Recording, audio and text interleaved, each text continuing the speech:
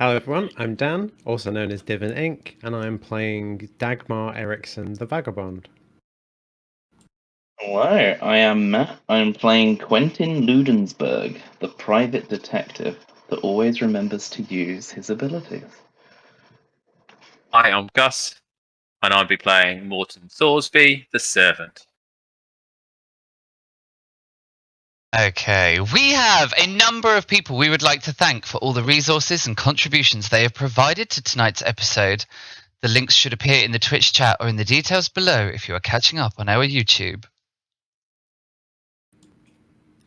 Our virtual tabletop tonight is the incredible Roll20, featuring their dynamic lighting feature, inbuilt character sheets, and virtual dice roller. Go check them out at roll20.net. In addition, our battle maps were created using Dungeon Fog and all the amazing assets there. Our character art was created by the extremely talented Juja, who you should go check out on Instagram at JujaUK. That's ZSUZSAUK. Our game tokens and dice roller tokens come from the Vaesen RPG rulebook by Free League and from the artist Johan Egerkrans. And the music and ambient sounds throughout the stream come from Tabletop Audio and Kevin MacLeod and Computech, all provided via the Roll20 Jukebox. You can check both of these amazing artists out via their websites at tabletopaudio.com and incomputech.com. Amazing! Let's hit the intro!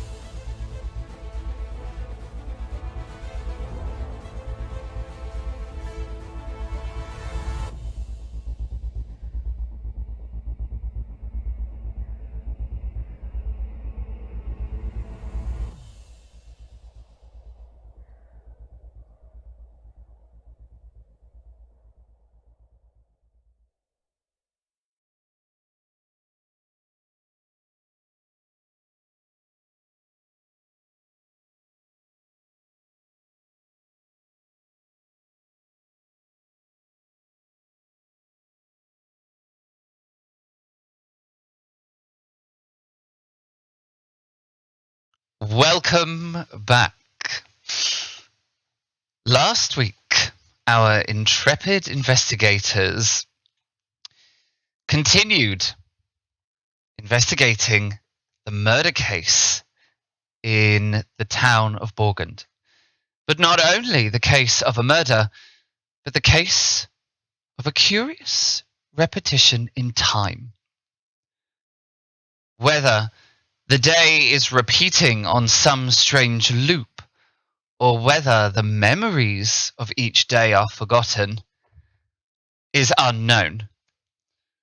All that is known is that the murder is still unsolved, but the tensions continue to rise.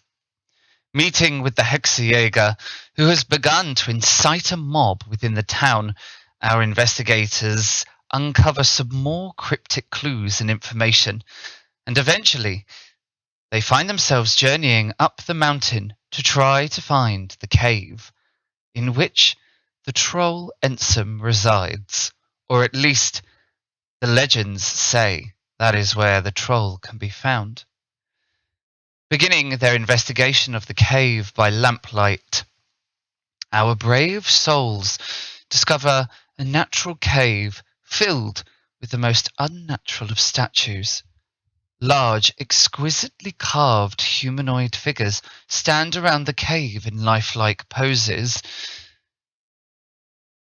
standing at about 7 to 7.5 feet, and carved in such a way as to almost capture living flesh in stone. It is another mystery to add to the list. Journeying deeper into the cave, a chasm stands in the path. Luckily, a bridge dives across it. Dagmar and Morton are the first to cross the bridge, and the first to encounter a strange power, an odd phenomena that occurs on the other side of the bridge. As Dagmar and Morton stand, discovering they have aged considerably. And it is here that we will rejoin with our adventurers. Buttons.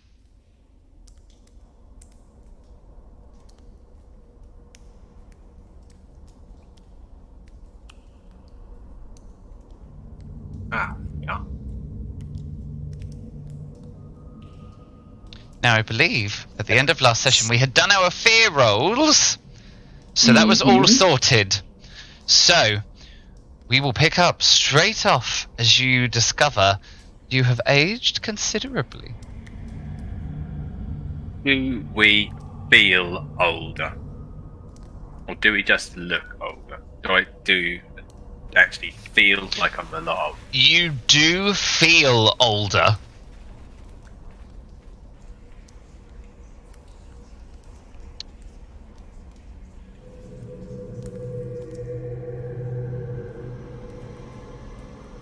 Can we hear anything? Apart from obviously us having a mild panic. You can hear the dripping of the water. You know that this is a living cave, so the water is still flowing through it. You can hear that rhythmic tempo of the dripping of the stalactites. There is also the strangest sounds of echoing footsteps, an echoing breeze combined with the sound of water, creating these strange almost moans or wails of sadness that seem to lilt through the darkness of the cave.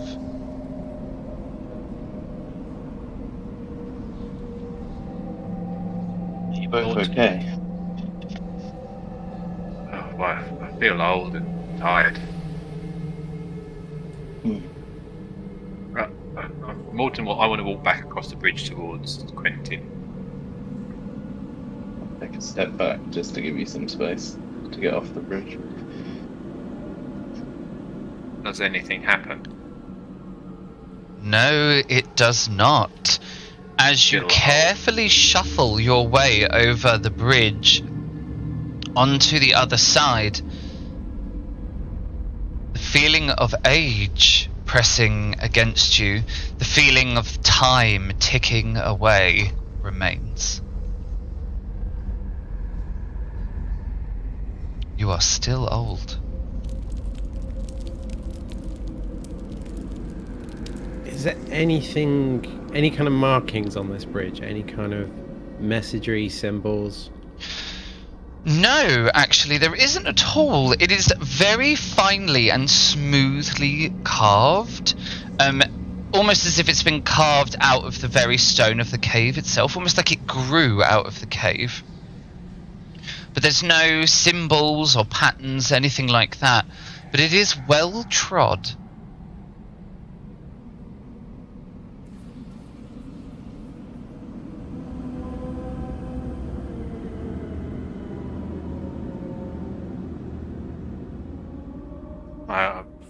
I feel that we've crossed already. We may as well continue forward. We must continue on and see what we can find. This may be a test. It does feel like we are heading the right direction if events such as this are happening. I hope so. My back feels so sore. A good rest after. Hopefully this is only temporary. I think I'll definitely need to have an afternoon nap at some point. Good idea. Maybe just Not yet. Okay, let's carry on. I have an overwhelming urge for prunes. Do keep you regular.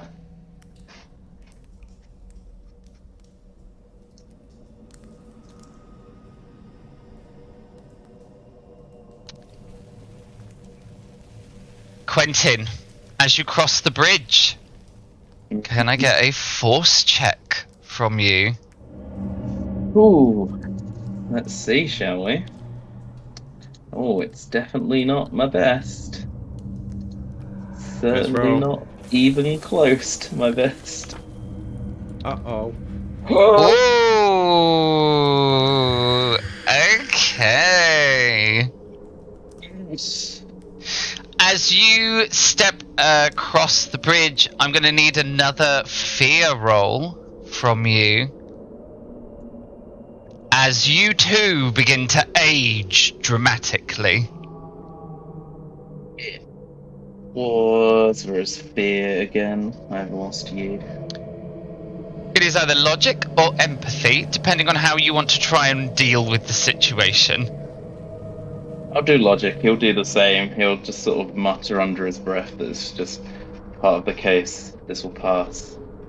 This will pass. Come on. Okay, nice. That is enough.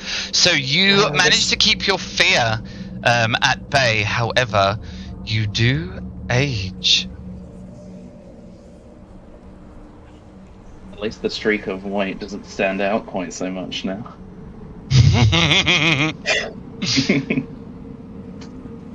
God, my condition penalty is real bad right now.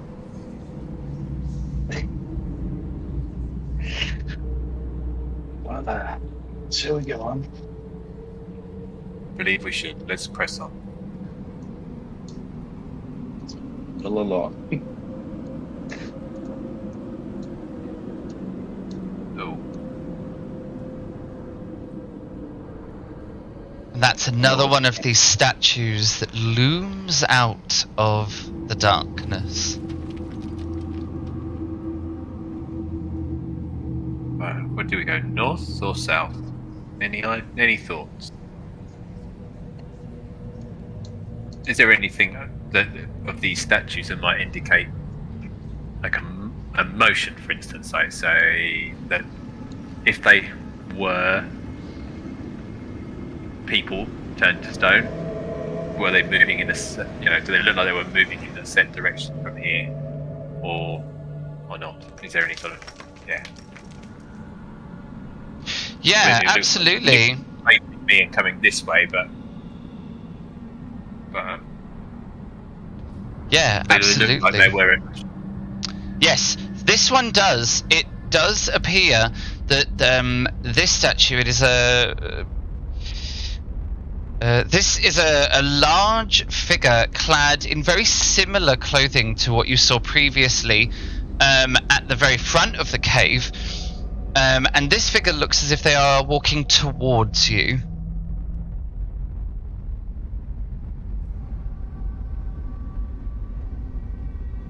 And you said the bridge was well trodden. Mm. The floor in the cave or in the tunnels, is there an indication where somebody has been walking on the floor? No, so the More floor is wet. Everything in the cave is damp, meaning there's no traces of any passing. But you can see on the floor that it is worn down.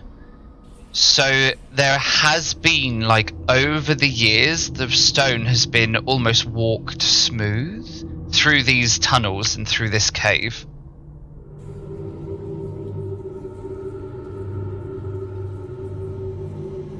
I worry North may just take us back to that original room we're in, if I've not lost my bearings. I tend to agree with you. I was erring on the heading south. And Morton will step towards the south through this small gap.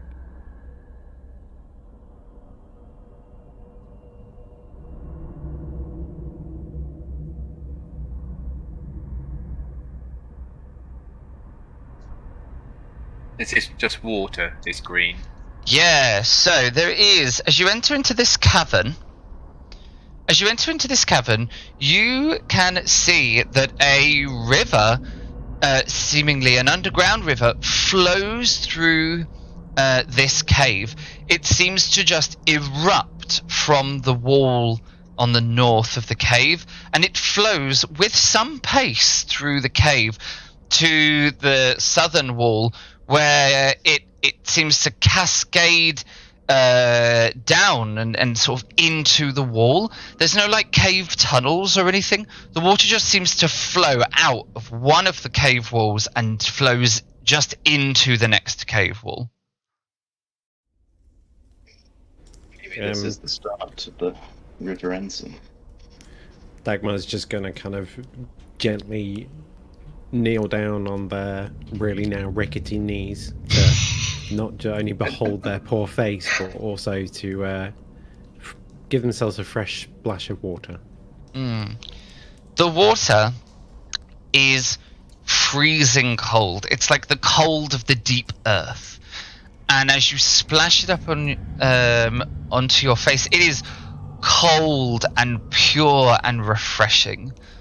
This water seemingly must erupt from a natural spring not too far away for it to be so clean and cold. It's obviously not worn its way through the cave at this point. In the dim... Oh, sorry. Carry on. In the dim light, can we see anything on the other side of the river? Or does it look to be like a wall sort of across here? Is it Yes, too dark, it looks like rubble and rocks, as if there's been sort of a cave in on that side of the cave. And by the water's edge, you can spy that there are some like fungi growing out of the rocks, obviously using the water and the minerals to kind of grow up and out of them.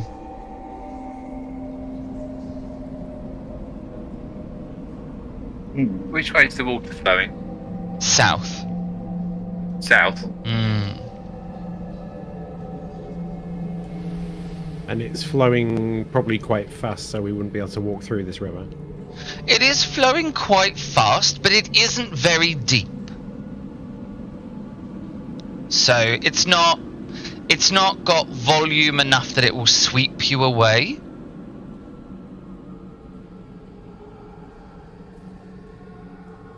What about on these old legs, though?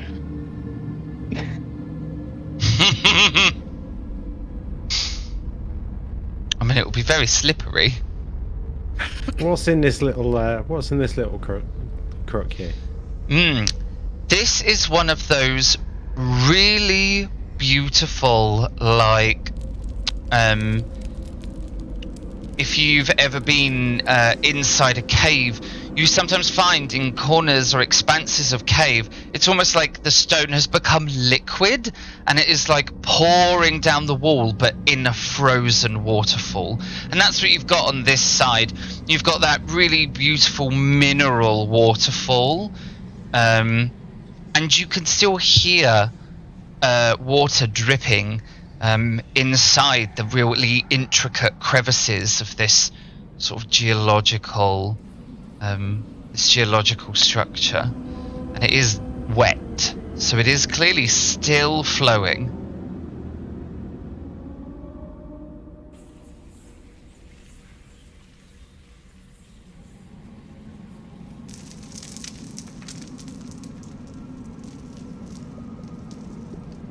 And we'll sidle over to Morton and be like, I know this probably isn't the time, but how well did I do it? Did I age? Is the future look kind, or do I need to get a bit of skincare regime, you think? Well, so I mean, Quentin, I think you've probably aged as well as most of us. Always the diplomat, I respect that. Thank you. Shall we move on? I think we should continue south. I'll start to wander. I'll keep up, trying to keep as close to this light in the darkness as possible.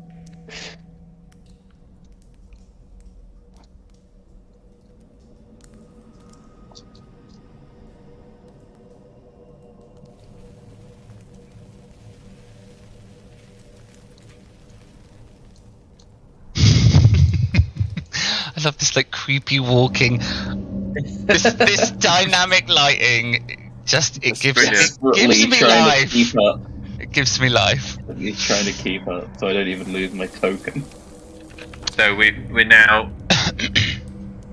There looks like a dead end. The water's still flowing here and disappearing definitely. from one side to the other. Just like in the previous cave. And this room is this is a very tall cave. As you come into here, the ceiling just suddenly disappears above you, and it almost into darkness where your lantern light is almost not bright enough to illuminate the ceiling. There are 2 more statues standing in this room, and they're just here. Are the statues doing anything of significance? They look to be standing and talking to each other.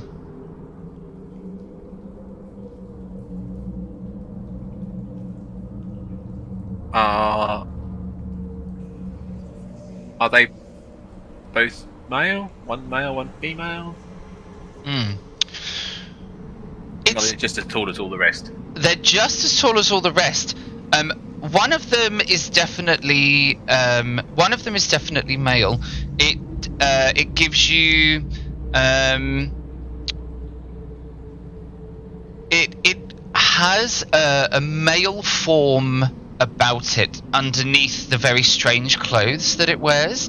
The counterpart with whom they stand, on the other hand, has an androgeneity about them that makes it very difficult. The clothing is so unusual and foreign to you that you can't look at it and guess. It's not following a tradition that you're accustomed to, and so it's quite challenging to really identify. But they are deep in conversation. The interest and intrigue in both of their facial expressions, and the eyes seem to tell an intense story, that it was a very meaningful conversation. Whatever this statue is trying to convey, it is a meaningful conversation that is happening between the 2. Do they both look like large humans, or is there anything about their features that make them look not human? They are large human, but all of the statues you've seen so far, there's been just something. There's just something about them. It's hard to put your finger on.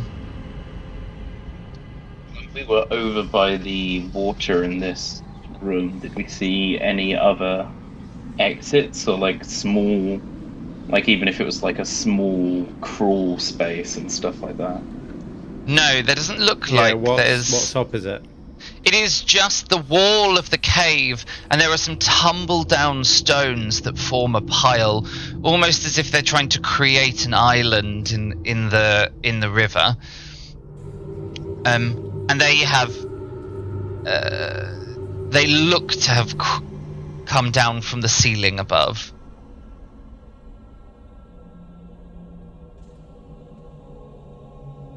Not sure about you guys, but I'm not much of a climber.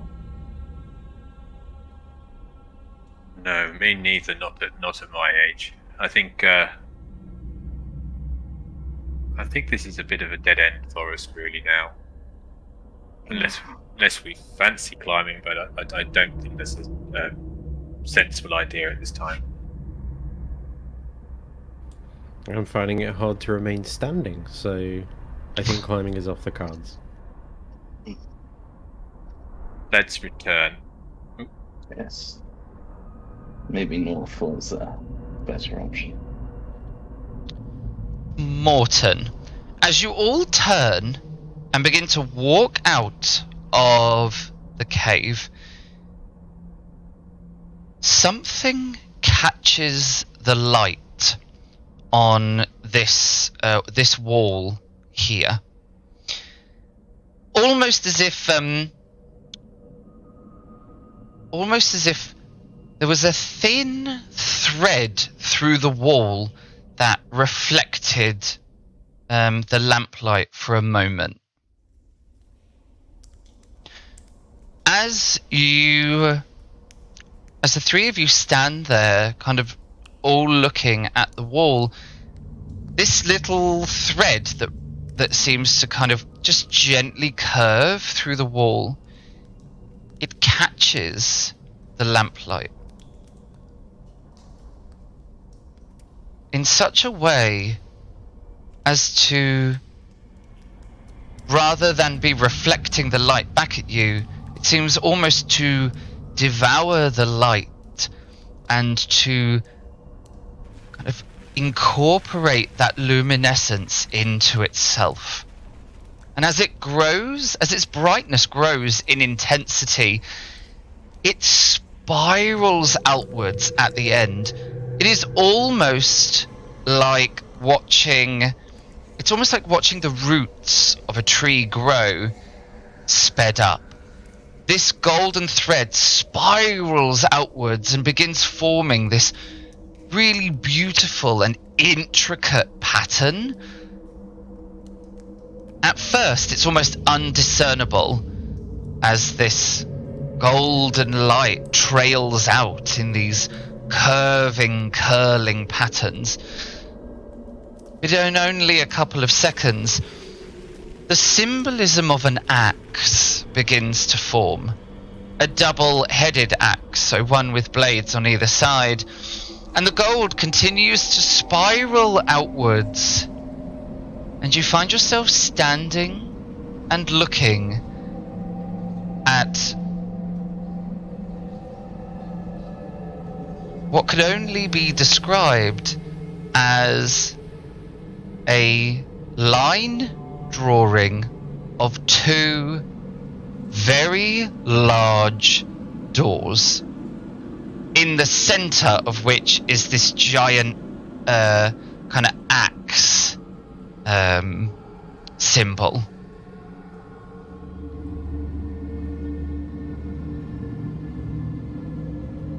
So they're double doors, and what, does the axe go like across them or through the middle, or is it just there? It's vertical, right in the middle where the doors meet. So it looks almost as if you were to open the doors, the axe would split in half, and one half would be on either door. All doors means you can do the really cool entrance there.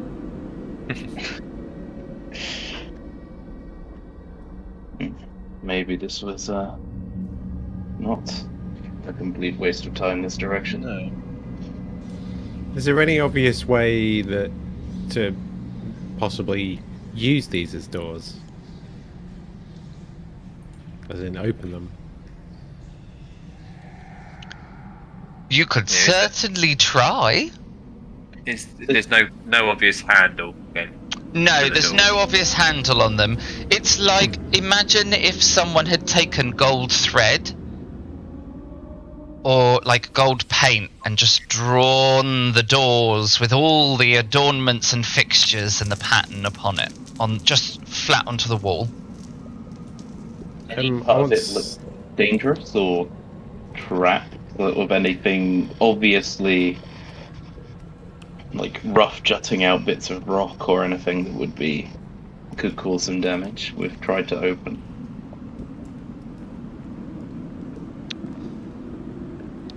It doesn't look any more dangerous than a painting would. It's just I want to just Sorry, I was going to say Dagmar just wants to run their fingers along some of the line, the outer edges of these doors, just to see what it feels like, and if like any kind of draft or anything like that is felt.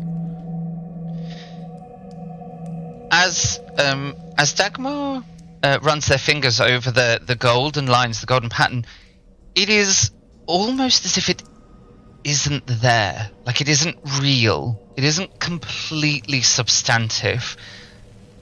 It just feels like rock, as if there was nothing other than the wall of this cave under finger.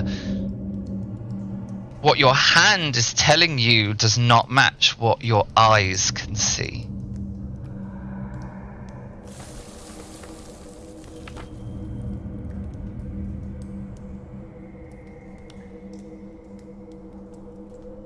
There's no runes on this intricate design at all, is there? Nope. No writing, no TOA or anything like that? Nope. Morton's just going to step forward and try and push the doors open. Okay. Assist if wanted. Me too. Let's just really believe in it being a door as we push. As each of you go to push on the door, I shall ask you, what do you hope to find behind it? And we're going to go in order. So, Matt, you're right at the top. So, Quentin, what do you hope to find behind this door? I hope to find Ensign. And that it's not a pool.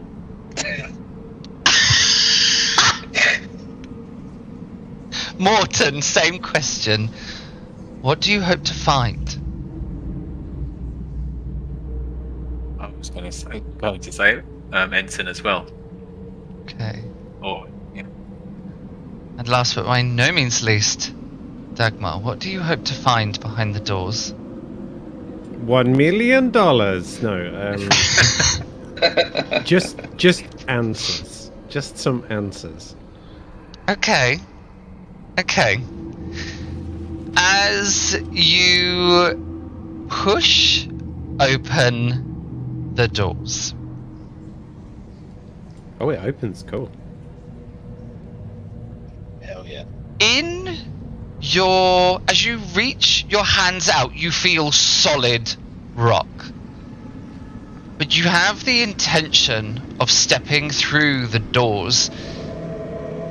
The image, this golden thread, seems to respond to the intention, and the image seems to swing open, and there is then a strange remapping of the golden lines. As the doors open, these golden lines melt away from their original design and begin instead to draw out a room beyond. There is a large stone chamber with 4 ornate columns rising up, and in the very center there is a long table and a throne. Sitting at the table and at the throne are a number of these large stone statues.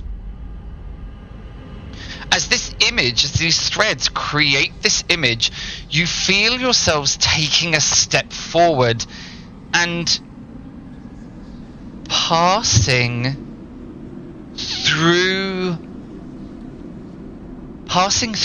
this door.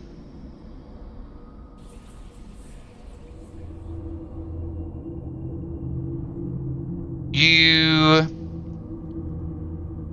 step out into a large, well-lit chamber with 4 ornate columns that rise up. And from the walls grows this huge crystalline structure that seems to let out a bright blue-white light that illuminates the corners of the room, the center of the room being a long table. There are several statues dotted around the room, some sat at the table, some stood by the columns, and there is one statue sitting in the throne.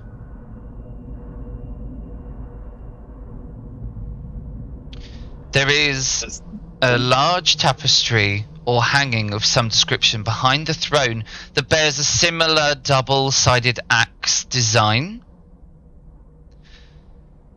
And just to really give you an idea of how all of this would make you feel, or at least how you would respond, it is like stepping into another world. It is like stepping into a fantastical portrait or painting. It is like something out of a fairy story, out of a legend. There is nothing human about this room at all.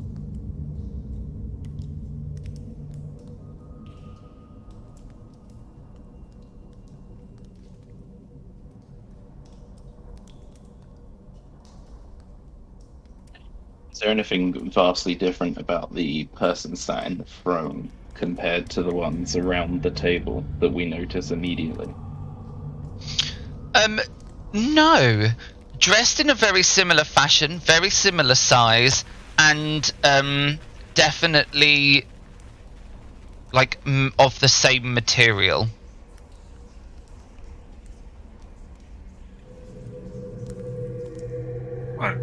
Morton will step forward and go, "Excuse me. We are looking for one Ensom. Would you be he?" A voice echoes around the room. It seems to come out of the room itself, an echo swirling round the chamber. Who would ask to speak to Ensom?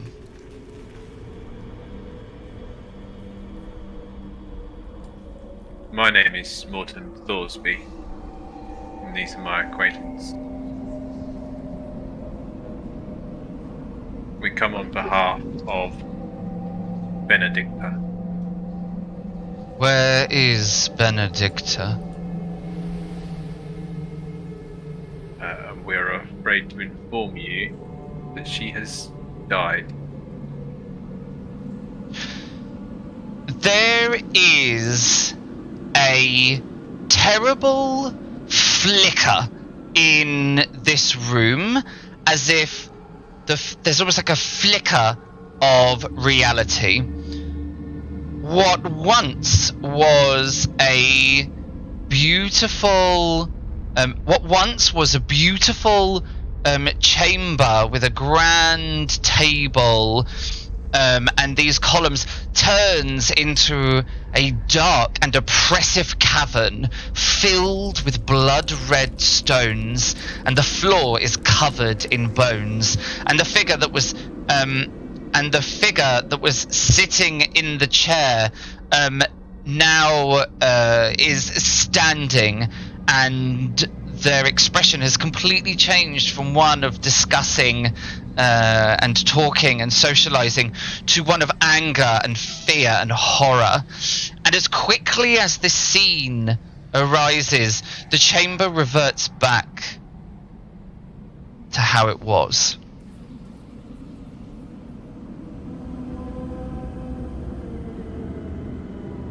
Instead of a statue sitting in the throne, there is now, at a guess, a 7.5-foot tall man. He is well dressed in this very strange style, and he is very well kept, very neat, very tidy, but there is a sadness to this man that seems to poison the room around him.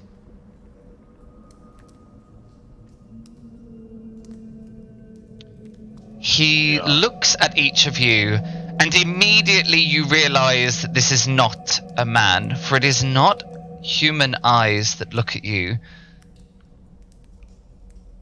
but it is just inky voids of darkness.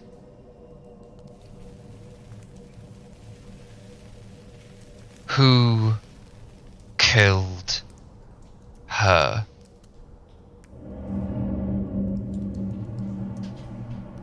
We are trying to find out. We have been investigating, and it has led us to this place. I only wish for justice for Benedicta,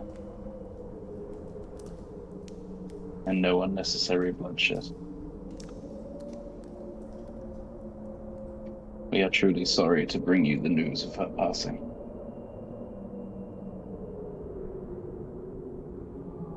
Who are you to come in here, uninvited, unannounced, with such tragedy on your lips? We're coming here not just with sad news, but with a warning. There is an army of villagers being rallied. They're on their way here. We came to talk to you, help solve Benedicta's murder, and warn you so that you can be safe.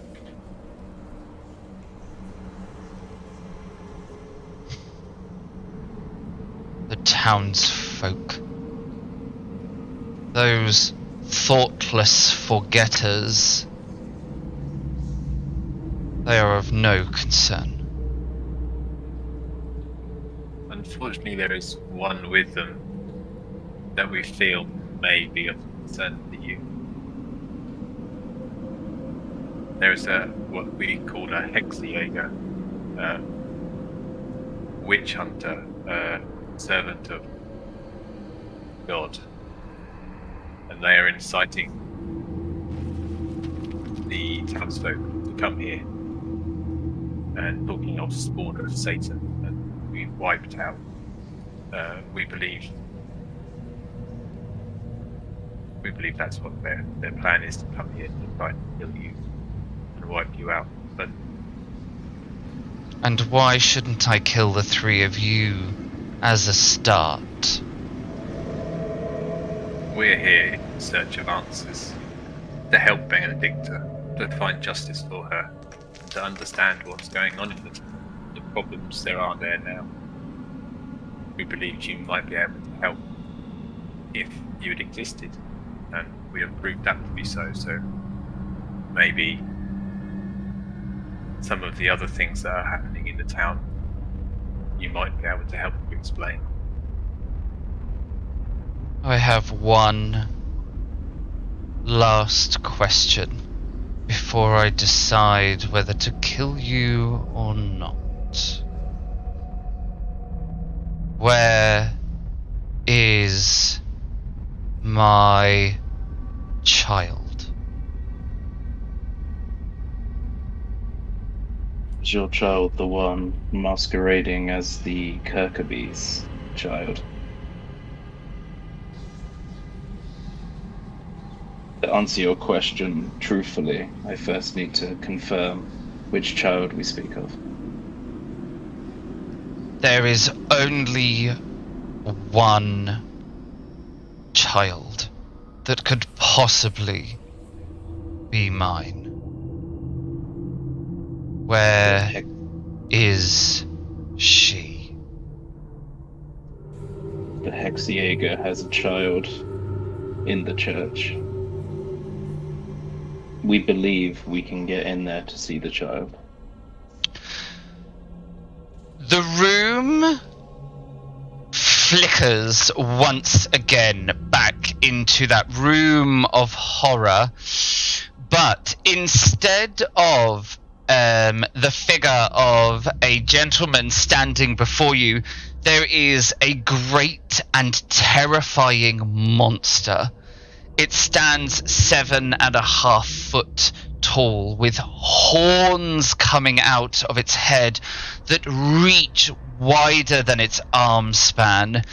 It has a mouth full of teeth and fangs and eyes that burn with hatred.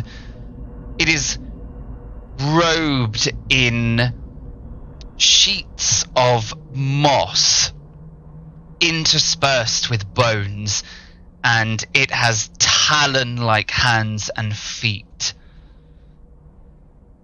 It roars a great roar through this chamber, and I'm going to need each of you to make me a fear check. Why? Why? Because you have just seen something truly terrifying. Empathy Oh, on the good. Oh, cock. Oh, unstable Quentin. Oh, I'm so mentally unstable right now. This bodes so well. You know what? Even if I pushed it, probably the same effect. Yeah. Okay, so, Dagmar, Morton, you are able to steel yourselves against this. This is not the first horrifying creature either of you have ever witnessed. Yep. Quentin. Mm-hmm. This terrifies you, Mm-hmm. and you are going to take a mental condition. Oh dear. I am now angry, frightened, and hopeless. Oh One away. my god, you're one from broken? Oh my god, this is great! Okay. The roar echoes around the chamber and then fades into silence as this creature says in guttural tones spoken through a mouth of fangs.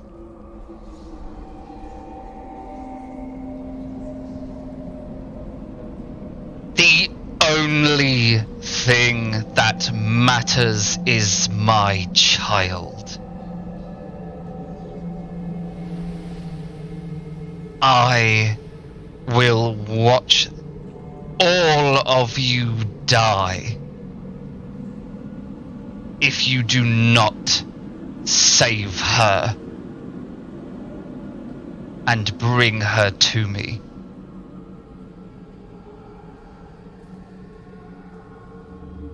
We will make every attempt.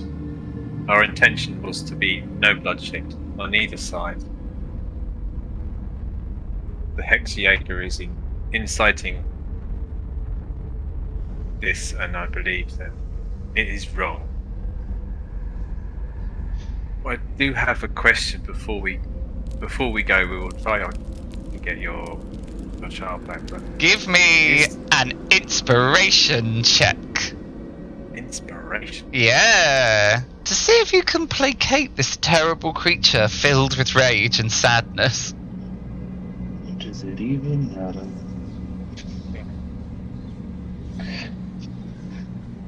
Oh! Mm. Well, that was Someone brought the dice. Oh, hell yeah. Okay. As you begin to speak, you see this terrible creature take a big breath, and the mortifying visage, this terrifying face and features, seems to melt away, and as it does so, the room fades, and you are left with the giant man before, and he slumps into his chair, and you see his eyes brimming with tears.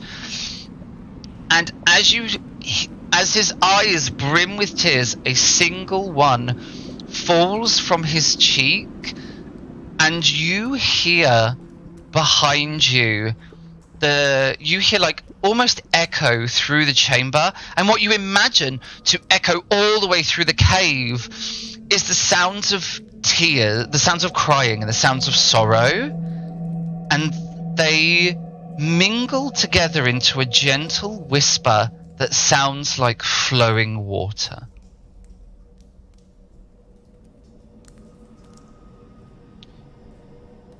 And he turns and just looks at you, Morton, waiting for you to finish. We have news, but I would also like to know whether your child or something different could either remove memories from people or repeat days. We have been here for 2 days or 2 nights, and each night seems to revert back to the same actions happening, with only a few things changing. Ourselves, and we believe the Hexajager, remember the previous days, but the villagers don't seem to. Is that something you, or maybe your child, could be instigating, or would you think there is something else in the village that could cause that? It might help us to get to your child and bring them back, as well as be able to calm the masses before they get here and end the Hexajager's path.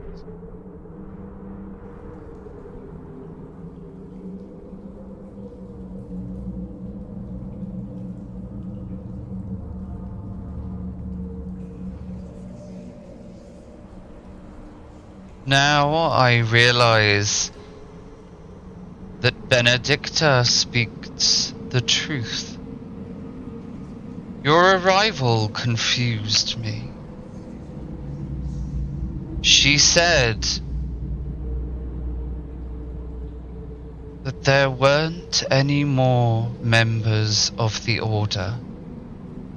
And yet, here the 3 of you are. I thought maybe she was mistaken. But I have had many dealings with the Order. And I know you are not them. For they would understand what is happening where you do not.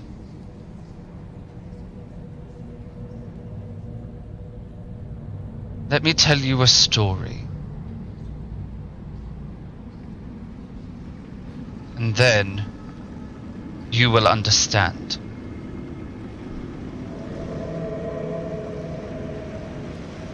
We are the mountain. The mountain is us. And we have lived here since the first moment the mountain stood. And when the smaller folk came, we protected them, stood guard and watch over them like the mountain, for it protects them from storm and wind. So too did we, until one day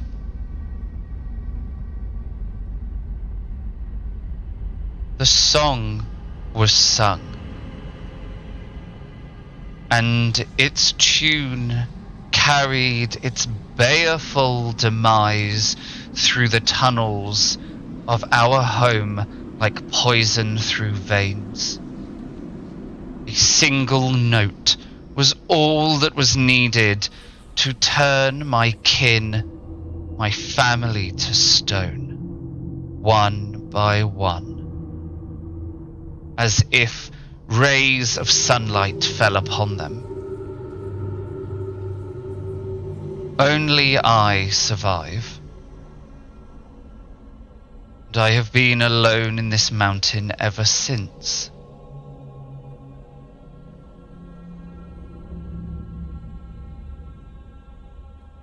and I cannot wake them, for they are all gone, murdered by the forgetful.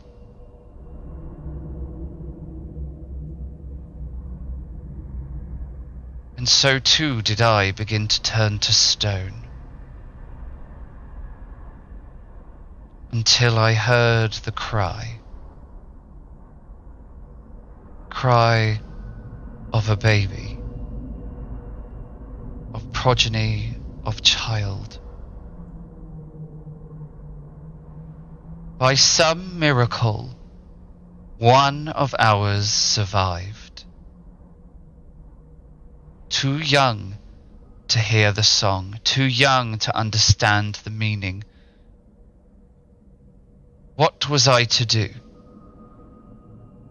Keep the child here, forever in danger, forever afraid? Or place the child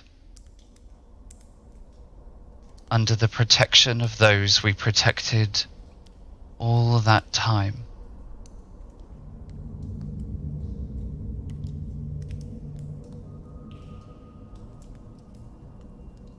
And I have heard the cry of my child once again, a cry of pain and of fear.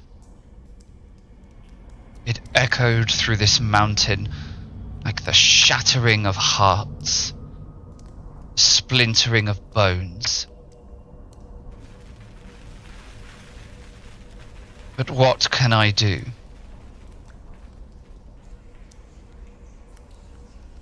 I cannot leave my people. I cannot risk being turned to stone myself, for I am all that's left. And so I did the only thing I could do to ensure my child was safe.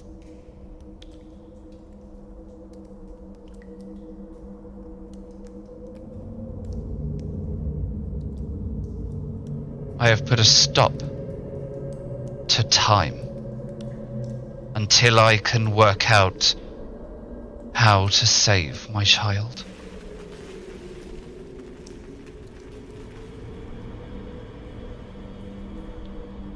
But now I realize that decision is easily made. A situation presents itself. And now I will give you the burden to shoulder. Save my child. Return her to me as Benedicta promised she would. Hold up the bargain.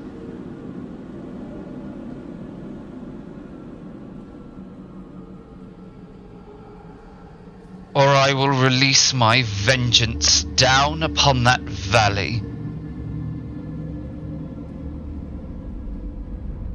and strike it from all memory.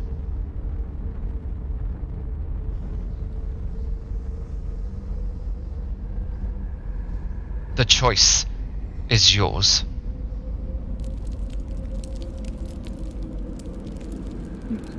What was the bargain? What did Benedicta get from this in return? And now I know for certain you are not of the Order.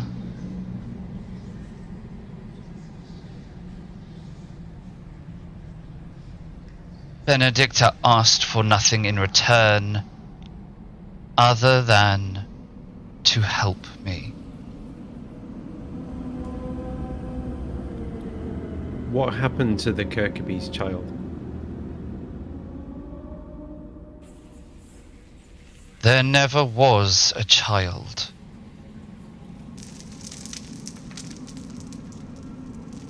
No matter how hard they tried.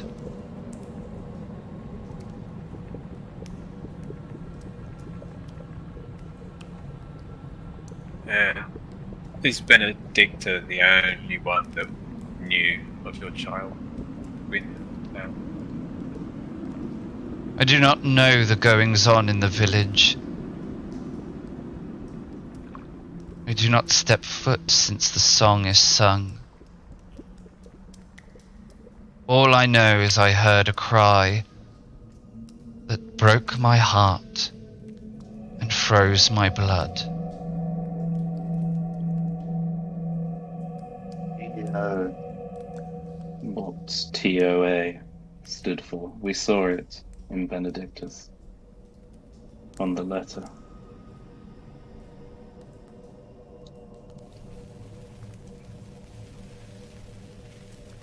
Who wrote you a letter? She was a good mortal woman.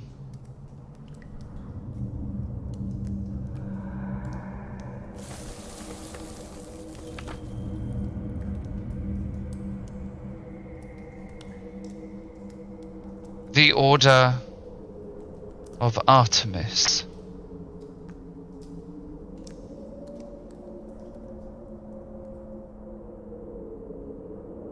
But according to Benedicta, they are all gone.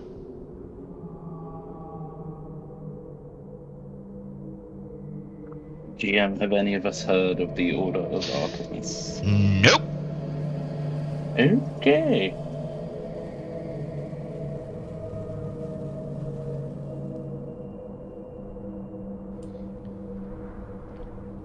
Might I suggest you act quickly?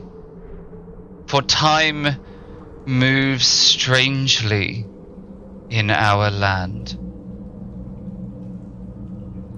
Is that why we're now old?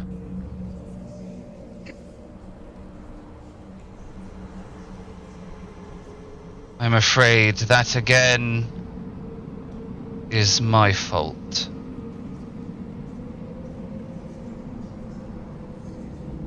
I will add to the bargain. Save my child, and I will return you to your form. We Do not, much.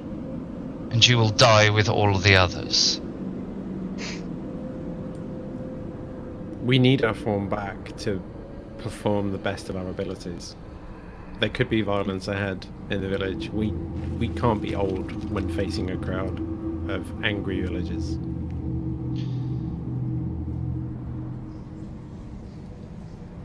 Not to worry. It hasn't happened yet. And as this 7.5-foot giant man sitting in this throne with those inky pools of blackness for eyes, as he says these words, each of you blink your eyes.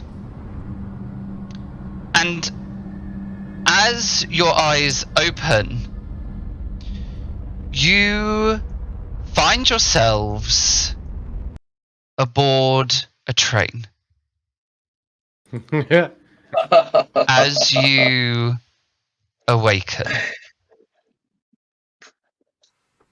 Son of a bitch. Goddamn Groundhog Day.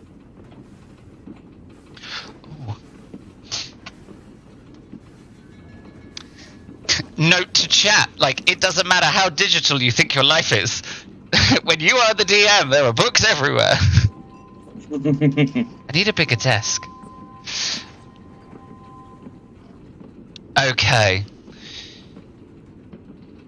Morton and Quentin are the first to awaken.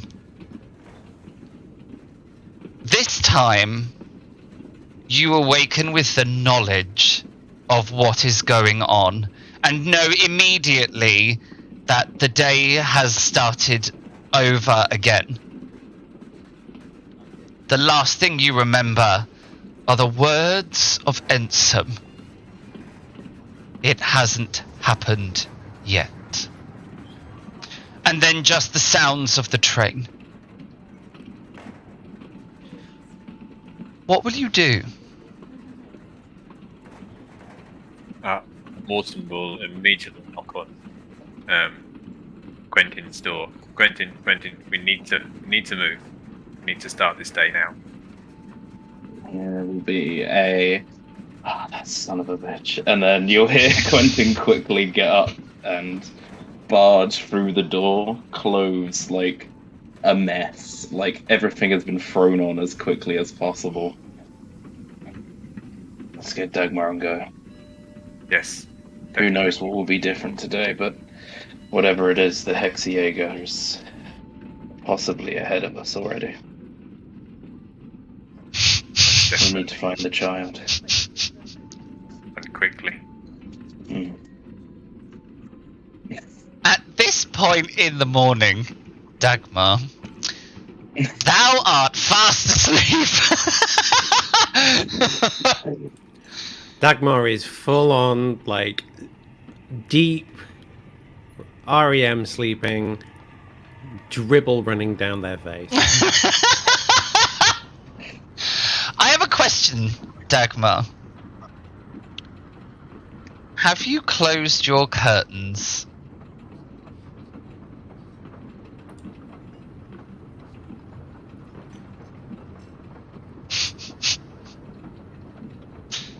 Yes. Okay, lovely. There is a knocking at the door, and it is the kind of knocking that only the most unholy of person would dare to inflict on another so early in the morning.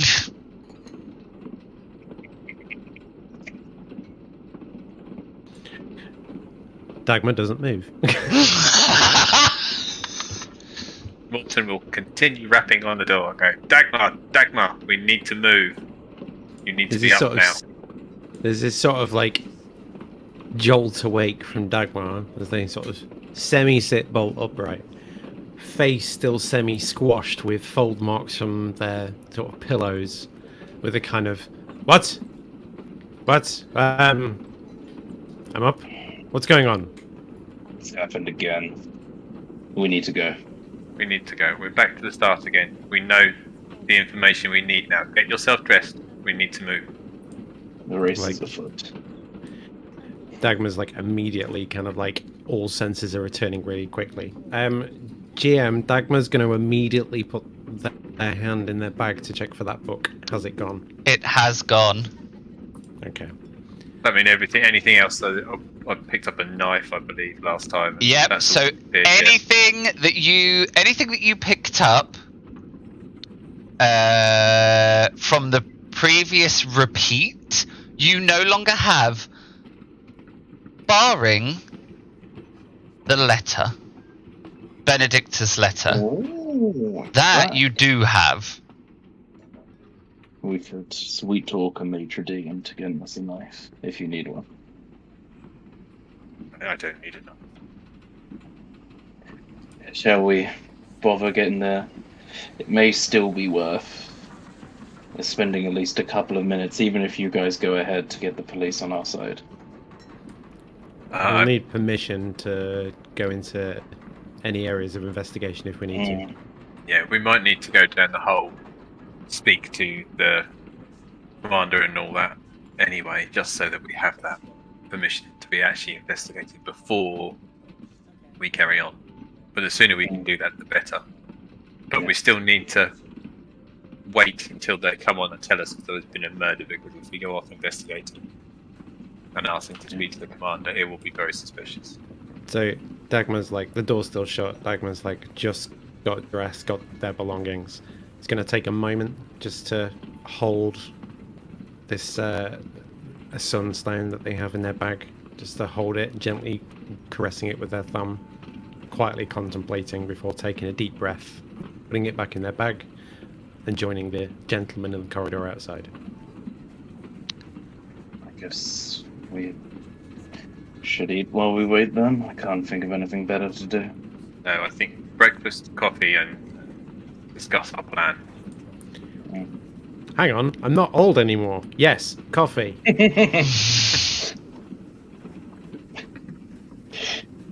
can handle coffee again. Run to the bathroom 6 times during the day. Okay, so you come out into the corridor. Now the sleeper car is an unusual car in that the rooms are the rooms are staggered in such a way that the corridor of this carriage runs almost through the center of the train, meaning there's no exterior windows.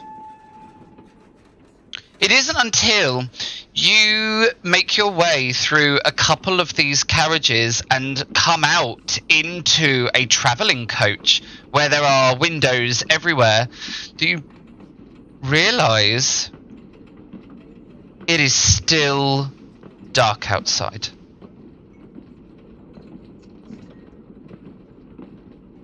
Is there any form of clock anywhere Yeah. on the train?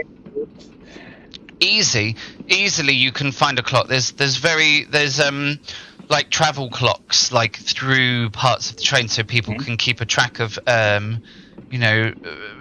journey. It is 6 o'clock in the morning. The sun should be all the way up. Oh. Well, we've seen what's new today. Either the clock is wrong or the sun has not risen today. That's not a good omen. No. If we walk towards the food cart, maybe we will.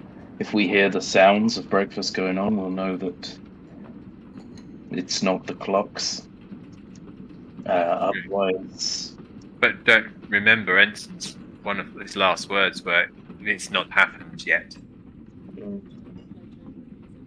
That could mean Benedicta has not died yet. if that is at all a possibility, maybe it's worth us trying. We should go there straight away. I believe we should, yes. Do you disembark the train? Is your plan now, no breakfast, let's just get out there? Well, Well, we should go through the breakfast car to see whether there is activity we'd breakfast expect occurring. for 6 a.m. in the morning, just to give us an idea of whether we think clocks are wrong or the sun has not risen. Yeah, That would be my approach. that's what Matt's smooth brain was trying to make the eloquent sentence say. When you arrive in the breakfast car, you are not greeted by a gregarious figure. You are not greeted by the sounds of breakfast, or conversation, or clinking of cutlery and crockery.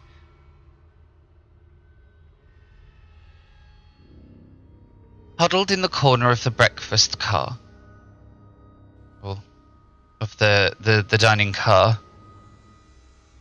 you see a couple of members of staff. They've lit the lamps in the dining car because it is as dark as night outside. Several of the staff are clutching napkins, and there are tears and there is fear.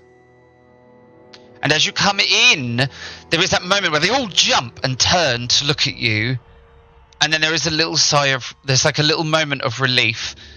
One of the waiting staff gives a little cry in terror as you make them jump. The once gregarious and very friendly maitre d' comes over, white as a sheet and looking terrified, and he says, I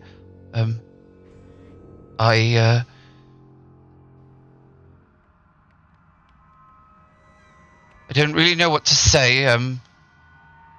Something terrible has happened. We're not sorry. We're not ready to start breakfast, I'm afraid. Is that the most terrible thing you can think of, with it being so dark outside?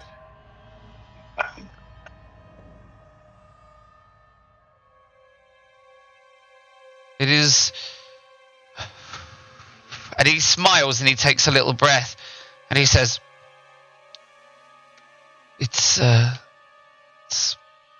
my job to make sure breakfast goes without a hitch. Well, in that case, Normally why don't you it's start preparing breakfast.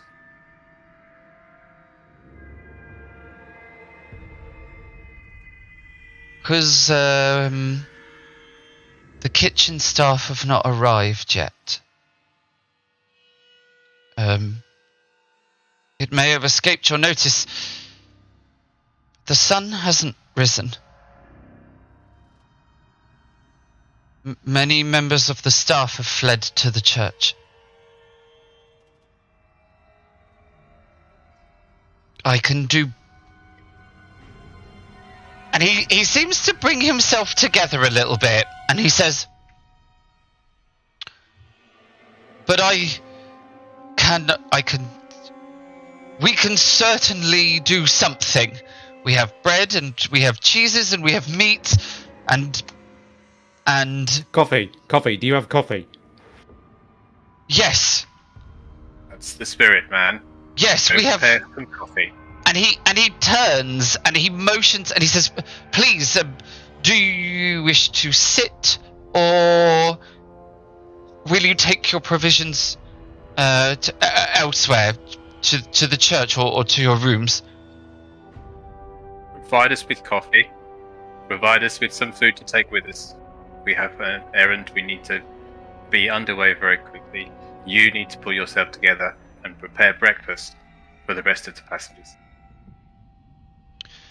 He walks away nodding, and you see him nodding, and he gets to the back of the room and he claps his hands together and he's like, okay, enough of the waterworks.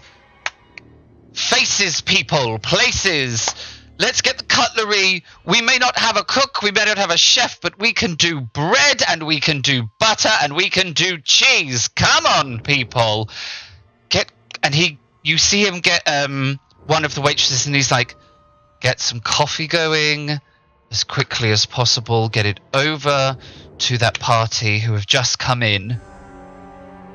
And you see there's then suddenly a little spilling out of activity as these people, seemingly emboldened by his instructions of normality, they begin to kind of flurry about their normal activities.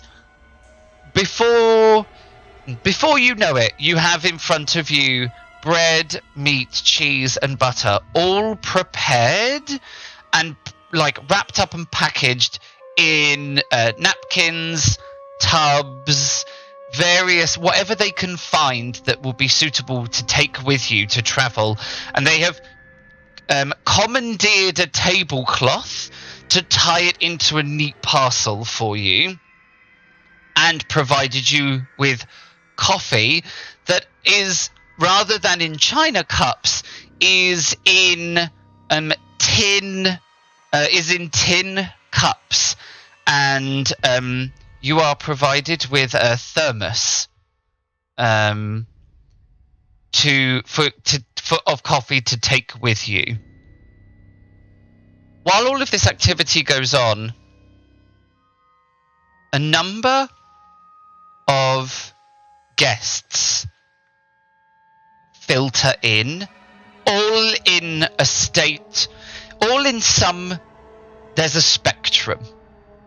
At one end of the spectrum is stunned shock. At the other end of the spectrum is apocalyptic hysteria. You have a few guests come into the dining car in the lower half of that spectrum, somewhere in between stunned shock where just autopilot has kicked in, and these people have sort of turned up for breakfast, but like in a state of bewilderment, to several people in at the very edges of the concern spiral. They've all kind of come for breakfast, they've kind of come with questions, they've kind of come for answers, and a mixture of things in between. And the staff, emboldened by this sort of normalcy, this speech, it is like a reminder, like, you are here to serve, you know what you are doing, get and do your jobs. And they have fallen into that autonomous kind of, they know that job in and out, and they're just going through the motions of that job. And they are dealing with these passengers as they come. But there's a couple of things you notice are missing. The passengers who do come are not the passengers. It's not the complete set of passengers that you have seen at breakfast previously. And there is another thing that is very noticeable.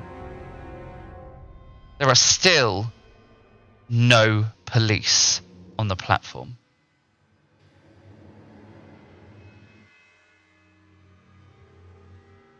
As you are given your parcel of breakfast food and your thermos of coffee and your tin mugs, there are still no police on the platform.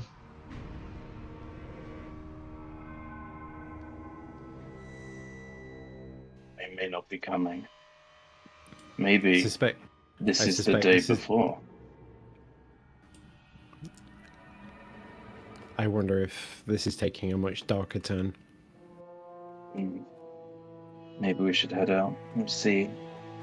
Yeah, we What cannot wait for horror the awaits. police.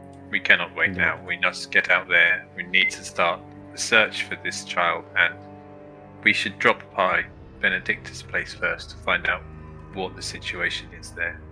Whether Yes. she is alive or dead. That's our first port of call. If she's I'll do alive, that she as may well. be able to help us going forward. Get to see the child. Yes, maybe. Let's hope make so. haste. As you step off of the train onto the platform, it is eerily quiet. The only sounds you can hear is the sounds of nature all around you. And the nature all around you seems completely unperturbed by the lack of dawn. And that creates a jarring terror that rises up in each of you. It is so unnatural. It is so inexplicable that it unnerves you to your core. For the sun to not have risen, but for the world to sound the same, is almost, it's almost too strange to comprehend. Coupled with the fact that the station is abandoned.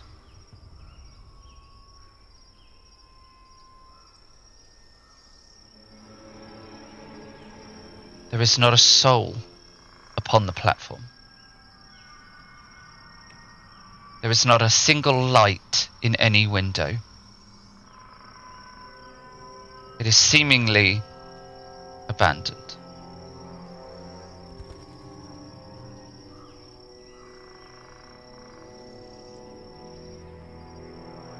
This is very strange. Very strange indeed. It is. I don't like this one bit. Let's head mustn't to linger. Benedict. As you step Yeah. out of the station buildings and onto the road, that feeling does not subside, but only grows.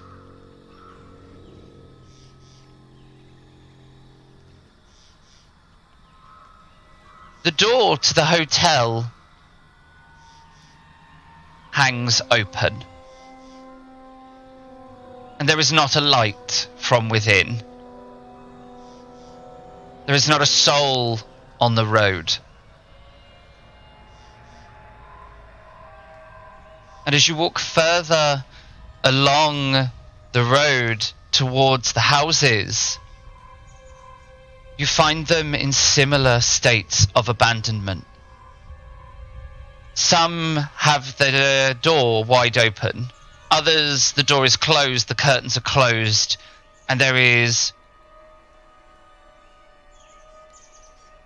no light. There is one or two houses where everything is shut tight. The softest glow of candlelight dances on the curtains, suggesting occupancy beyond, but one that has retreated.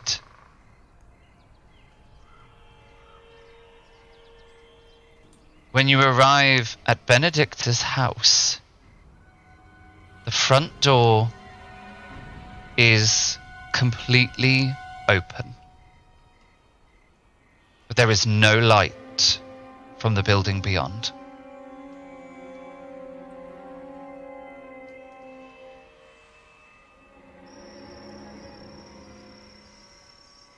You still have your lantern.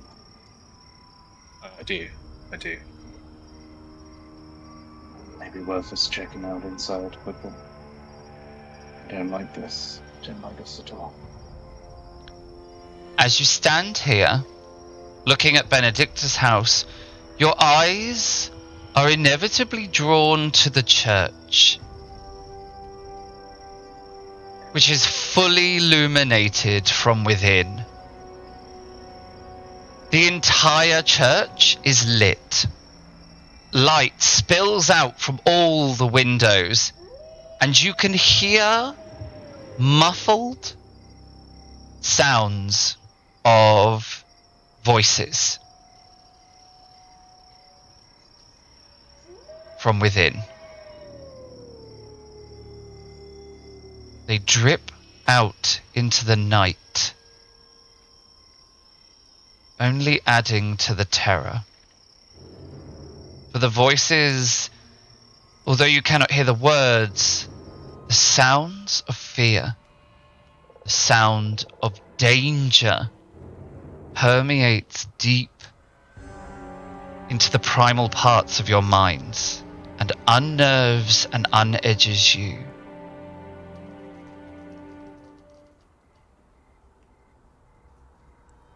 The lamplight spills out into this strange darkness, and it creates an island, a haven. A tiny circle of warmth and safety in this cold, mysterious darkness that has consumed the entire town.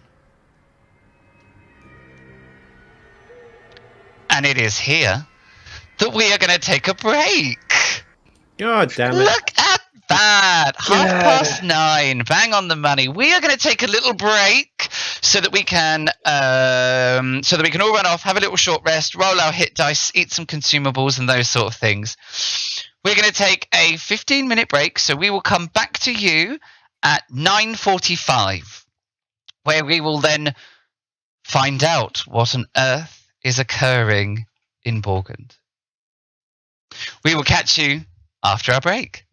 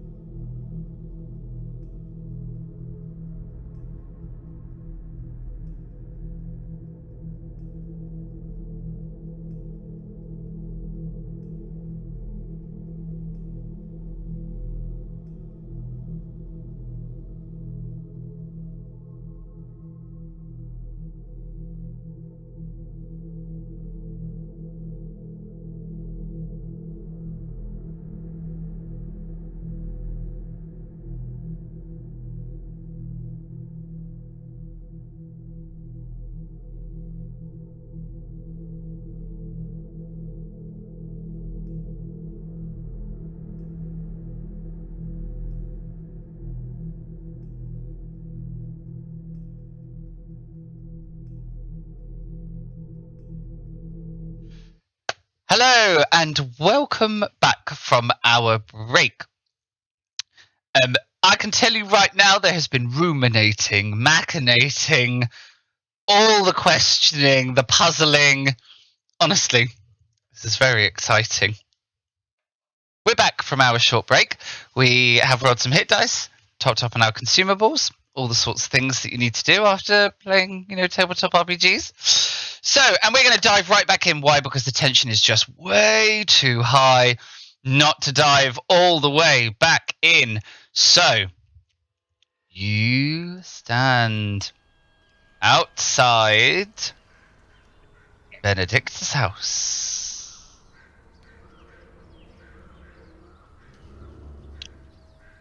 With you stand outside Benedict's house with a lantern. And the door is wide open. Should we go in? Okay. Lantern. This is just your everyday friendly DM, frantically trying to make sure that the maps are ready for you. Click faster, damn it. Click faster! Suspense, man. The suspense. As I said, the front door Where hangs. The front door is open. And you can see the entrance hallway, the little reception room just ahead of you.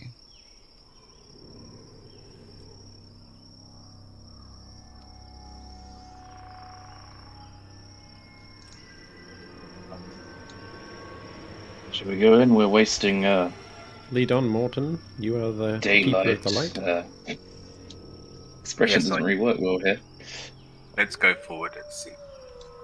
Yes, certainly not wasting daylight right now. I'll let the lantern go first. We'll open the door.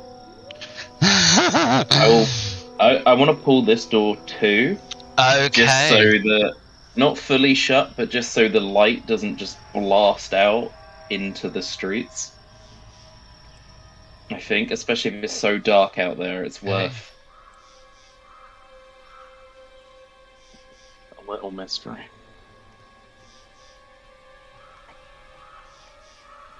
In we go. Yeah. As you enter into the room,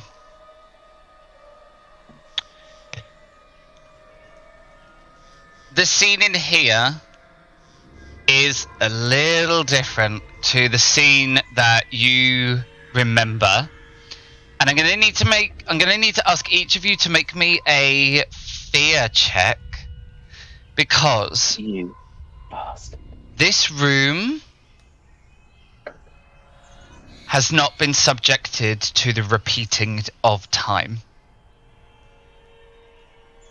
And Benedicta's body is still sitting in the armchair. The smell of death pours out of the room as you open the door.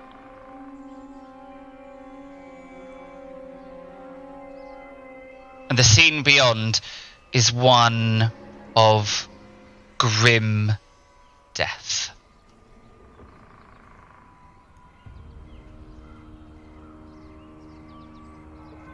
Oh, I'm scared, Cap. Go on, Quentin. Oh, my penalty's so bad, and I roll like that. Yes! Well, fuck me. I am so excited. I have waited for this moment. I have waited. Goodbye, dear sanity. Goodbye. I have waited. You are going to take a mental point of damage. And I am broken. Okay. I need you to roll me a D66. You can do that from your character sheet. Mm-hmm. I'll just collapse to my knees and roll this D66. I don't know if high is good.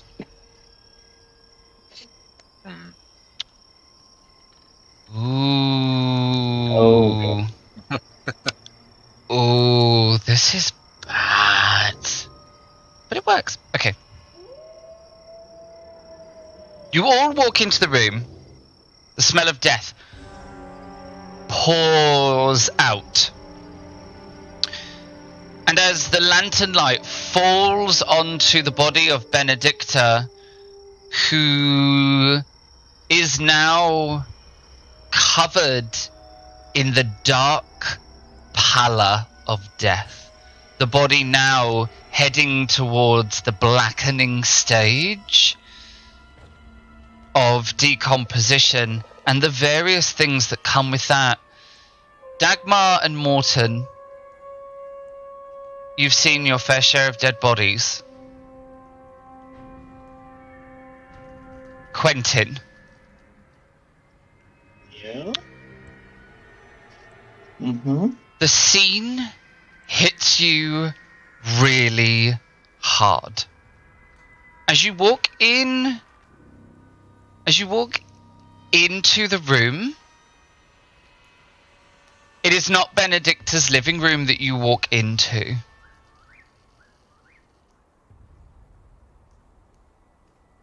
It's like a warehouse room. A warehouse room that maybe is used for storage in a factory or a mill or something of the like. As you come round the corner of some shelves, you kind of walk through the door, you come round the corner of the shelves. In fact, you're not really sure. You just know you have entered into this room. And there before you is the body of a child. It is battered and bruised as if it has been beaten to death. In that moment, your past trauma rises up within you, and you are going to take the critical injury traumatized. You now have the effect PTSD, meaning you -1 to all your fear checks. Shit. As you relive this horrifying moment of your life, Morton and Dagmar, you just see Quentin just kind of hit the deck.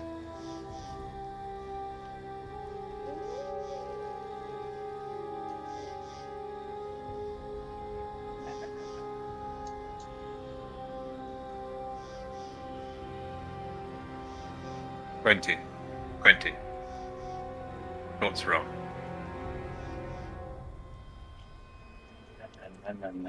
No.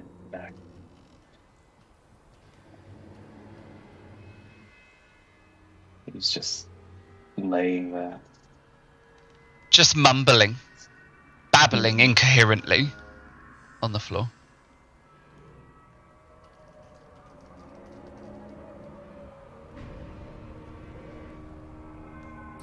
Am I able to provide any kind of counsel or assistance medicinally at this point? Yes, actually. This isn't... Dagmar has lived a life where encountering people who are losing their minds is not uncommon. Mm-hmm. And so you are able to you are able to kind of begin to deal with the situation. Okay. I'm just going to make sure that I'm fully cognizant with the rules for this.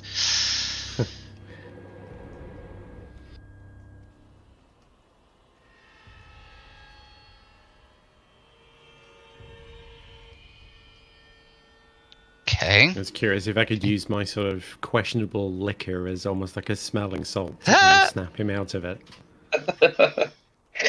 Food soul. I was going to say Morton might go make tea. Morton might go and make the tea. Same teapot. Different teapot, please. I might not think of that. Add another symptom. Okay. It is going to need to be an inspiration roll as you basically try to... You're trying to inspire someone to overcome... Snap out of it. Yeah, snap out of it. No modifiers. Yep, no modifiers. Shit. Oh! Oh god.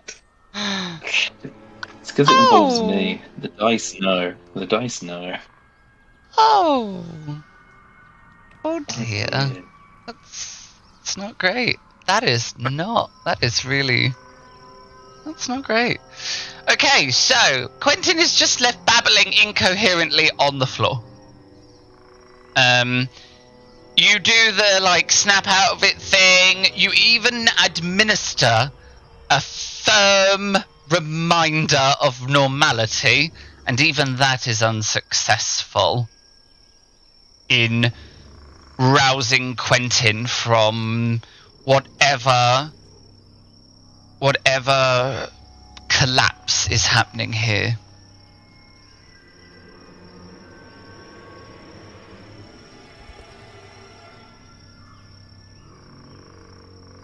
Maybe we should take him out of this room or take him elsewhere.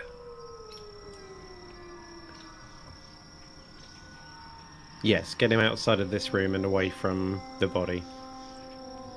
I shall help Quentin up and head to the bedroom Okay. where I know he can sit on the bed or he I moved the lantern, sorry. Dagmar's just going to go and collect. their Fetch the book again. The important thing. Am I being pretty much dragged? Yeah, I imagine so. Assume I It's am. much easier Yeah, to he's drag just someone along the floor than pick muttering. them up. Mm-hmm. Yeah, he is. if he won't stand, I will standing. drag him. Yes. He's just laying. Quentin, come through here. Let's sit down. Out of the sight. Why then? Why then?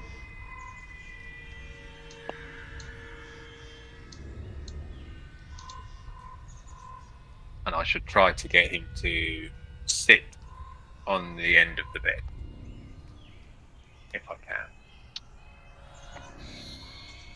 Yeah, you can probably...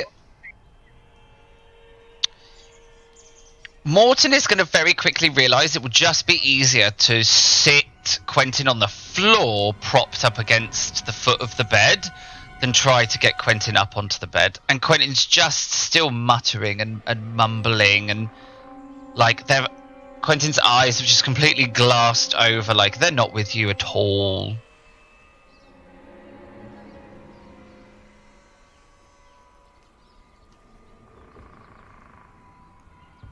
I shall start talking to him and say, Quentin, we need you here. We need your mind to help us solve this mystery. You need to come back to us.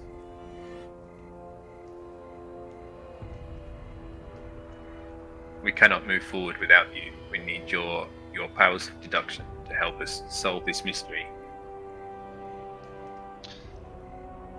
Morton, you can give me the inspiration roll. Now, in Vaesen, when you treat a critical injury and you fail, you cannot roll it again unless you seek help,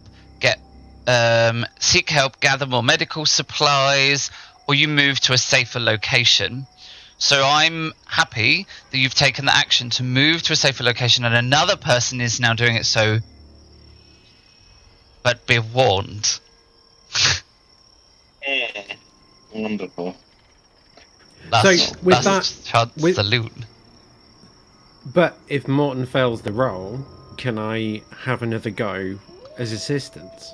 No, because Right. then you will have exhausted all of your resources. You'll have both had a go and moved to safety. Got you. The Hexagegel. Well, Is it an inspiration? Or Yeah. Can it, yeah. I was going to say, yeah. Yeah, it's Can I not inspiration. kind of manipulate him in a way by saying that we require him. It's Wow. got, That we can't. it's can't do this inspiration. Okay, that's. Hold fair Oh my enough. goodness, that's this is intense. manipulation. You don't It is actually need me. This is tense. Oh no. In that I case, then. feel Quentin has moved on to the quiet, insane. Yeah. Quentin, I just need you to roll me a d6. I was going to offer a bit of manipulation and threaten just to leave him here to die. D6. Oh wait, I went to my sheet. /R, isn't it? /R. 1d6. Yep. Oh wait, there's the thing on the side. I'm panicking here. A DOS. Gentleman's 2. Okay. Just so that you Doesn't can just so that you can write it down for your own notes. Mm-hmm. Traumatized is a chronic mental critical injury, meaning in 2 days' time you will never recover. Oh. So you have 2 days to try and solve this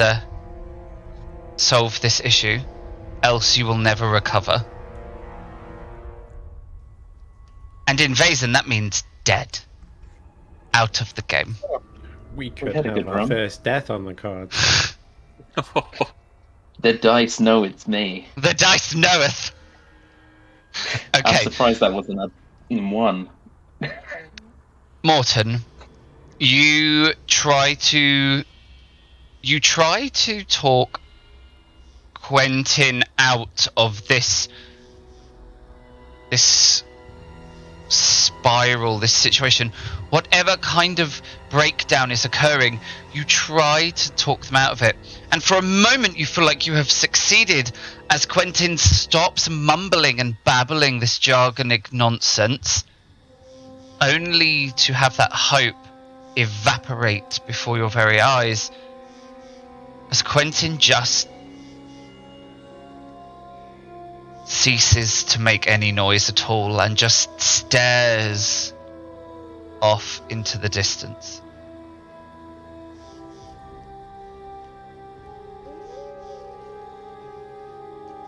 Oh, Dagmar, I don't know how we can help him. This That- is not aiding our cause. That hope evaporates even further as you begin to hear the sounds of a crowd in the street. Muffled through the closed doors and the walls of Benedicta's house, but unmistakable. Sound of a crowd in the street.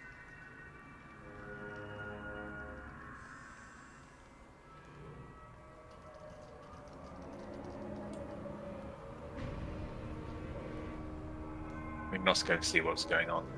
We're going to have to leave him somewhere safe. Is this safe? He's away from the body. He has comfortable position, I believe. If we leave the lantern, we can go outside and see what's going on. See if it's the repeat of yesterday. Here's my thoughts. If we leave him in this house and we don't return by the end of the day will reset with him inside. This house doesn't appear to be subject to the reset that the rest of the town is. Neither If are it gets we. to the... True. But the things that happen to us reset. If we have him outside of this house and it resets, maybe that would help. Maybe I can only try. I am Sure. unsure what to do for the best. It's quite difficult to move him. This is all my thinking. Leave him here. I'll put the lantern on the side table, so he has light, and then I'll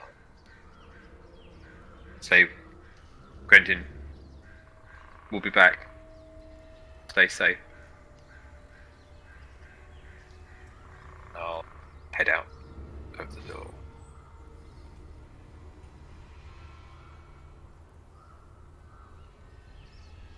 I'll head outside, where I would head.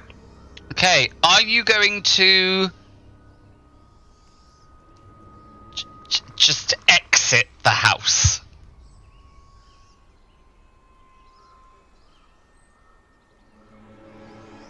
Maybe we could look through the window. Are you going to say that? Because Morton would go through the door.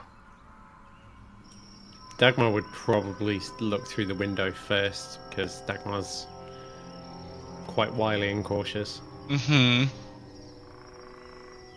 Okay, so I kind of feel like this is what Dagmar's gonna walk over to the window. Morton, you're gonna open the door. I'm going to head to the door. Yeah. Unless Dagmar had said anything as I was striding across the room towards the door. Probably would. Dagmar's probably going to go, Morton, just wait 1 second, and then begin peering through a gap in the curtain like a nosy neighbour. Okay. Pause by the door then. I am going to get you to give me a stealth check to surreptitiously peer through the curtains, and then we will see the professional neighborhood watch. There you go. Dagmar, you peer through the curtains and out into the street beyond, and you see what can only be described as a terrified mob. It is a mixture of townsfolk. You recognize a few faces. You also recognize faces from the train. It's not an insignificant number in this riot, in this rabble. And they are all confidently striding down the road past Benedictus towards the bridge, which you know leads to the mountain. There are torches, there are pitchforks, there are weapons of all sorts of makeshift nature. But it is really clear there is a mob, an angry one, driven by fear, stoked most likely by the Hexajäger, and they are now on a warpath.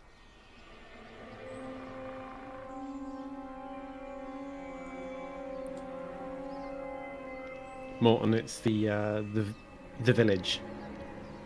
They're marching to the mountain. Don't head out there yet. That's an angry mob. It would be quite dangerous. Shouldn't we try to stop them? How successful do you think we'll be? Maybe we should wait for them to pass and try and get to the church and find that child as soon as possible. True. But if the mob are already at the mountain, how will we get the child to the mountain?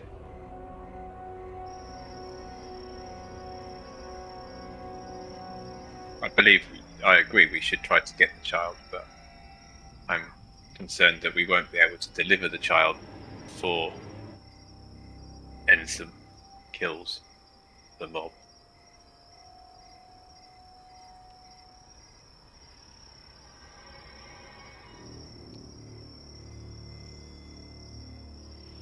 Do you think we should confront them?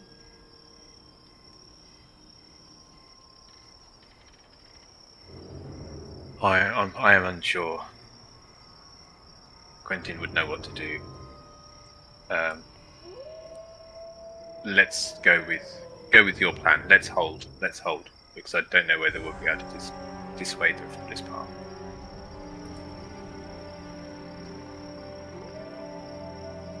Agreed.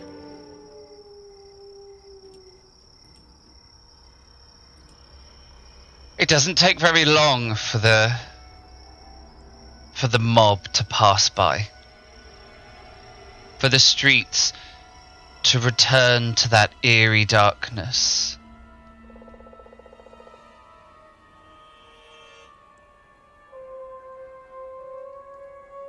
Is it clear to move?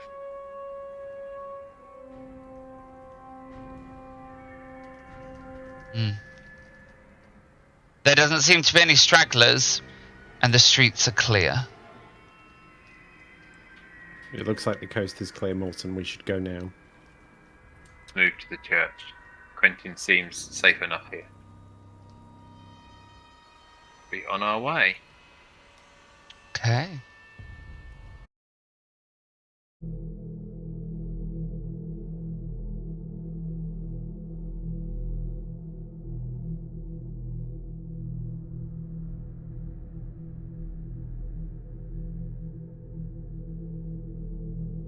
We were just heading... Okie Heading to the dokie. Heading to the church. Little technical issue. Big smiley face. We will carry on. We will soldier on bravely. I'll have a little cry later. Curve us the soldier on way. Crying later. The streets are completely empty as you spill out of Benedicta's house, one shy of a full deck. The streets are completely empty. That eerie silence presses in again, but the light from the church spills out, casting malign shadows from all the gravestones.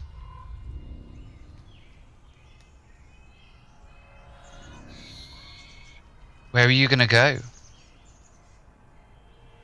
How high is the wall? It's easily hop-overable. I will. And that is a real word, everybody, before I get some... Just going to stick with it.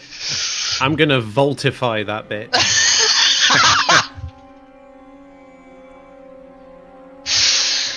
Right. Hardcore parkour kind of thing. Yeah, that's what Morton would run towards the wall here, and I think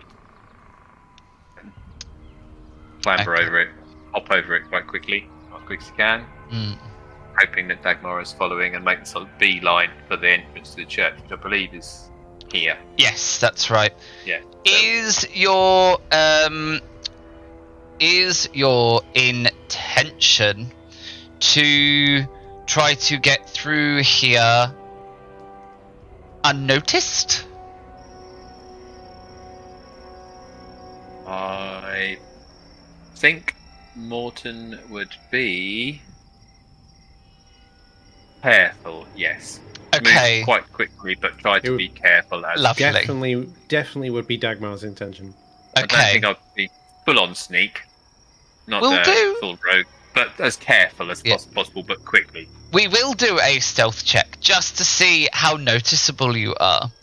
Now. Both of us? Nope.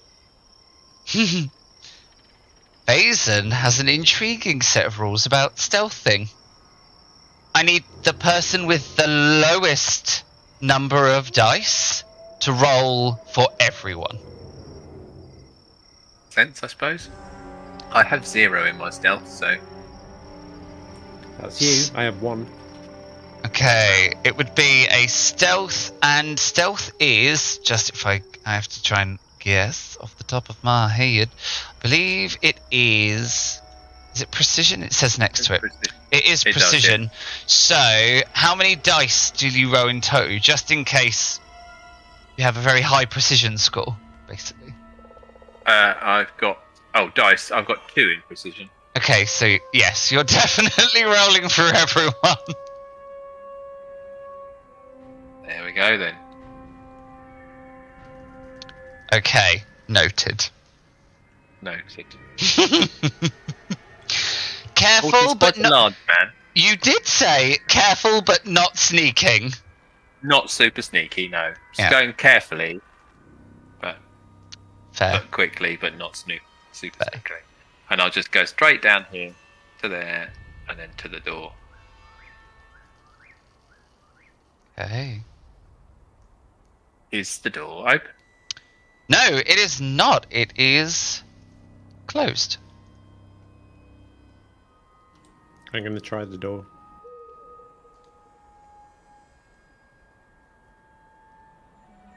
Okay. The door opens with a kind of resounding creaking sound. And I will just move you across. Oh dear. Hold the phone. The inside of the church is Dark. completely dark, apparently.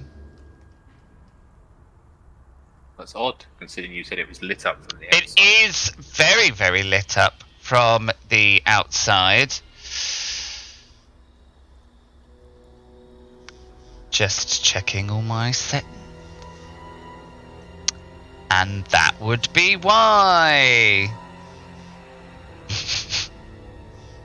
Pro streamers. This We got are the best. nothing to do with streaming. Oh, yeah. This is pro DMing.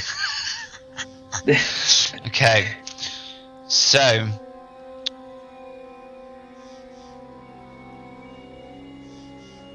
The inside of the church. There is, as you come into the church, there is a quiet calm that has settled through the church. It is a quiet calm, but it is also one of nervous fear.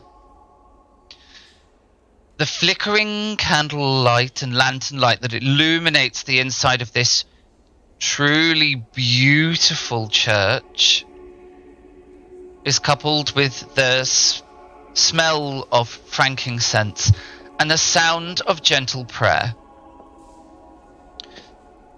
There are 2 figures standing towards the altar. There is an older gentleman with white mutton chops standing in a priest cassock with the white cravat. There is also a woman that you recognize as the Hexajäger. They're standing together by the altar having a quiet conversation, and dotted throughout the church there are a number of people deep in prayer.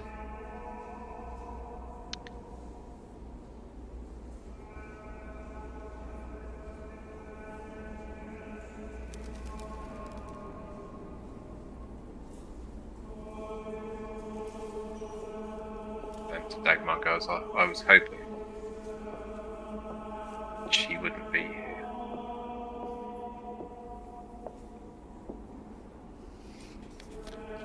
You and me both. As the door closes behind you, the door to the church, it does so with a bit of a jangly clank, for there is like an iron ring as a door handle, and it echoes out through this church, immediately attracting the attention of the priest and the Hexajäger. The priest doesn't seem to react in any way, anticipating the arrival of further and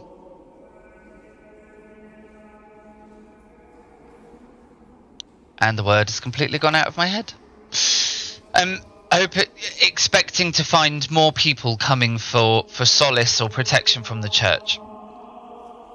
The Hexajäger, on the other hand, you see her hand, one of her hands disappears into her robe.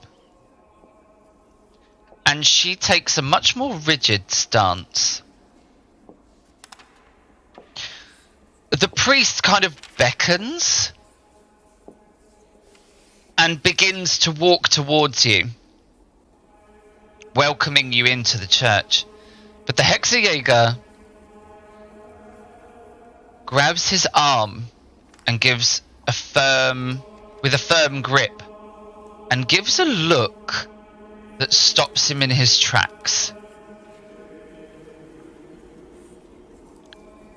She takes a step forward, and as she does so, you see her draw something out from her hip that she then conceals in the sleeve of her robe.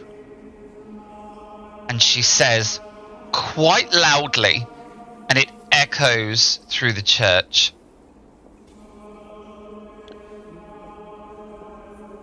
"What are you doing here?"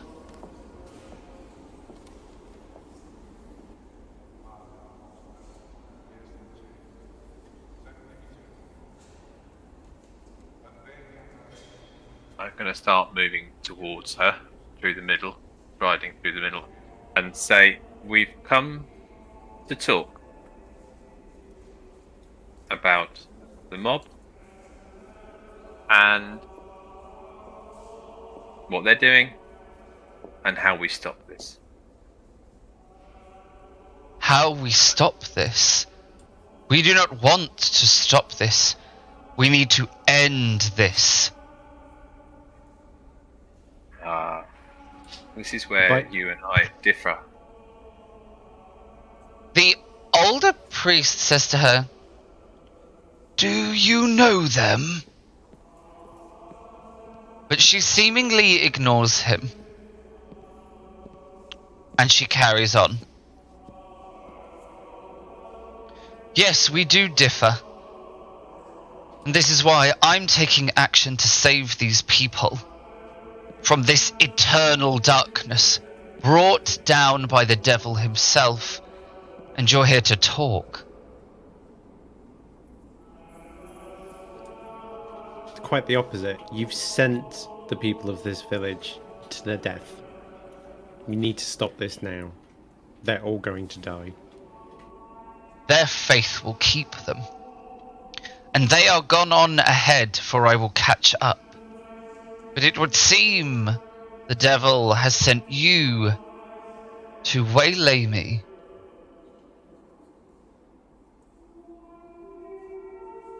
But I will not be stopped.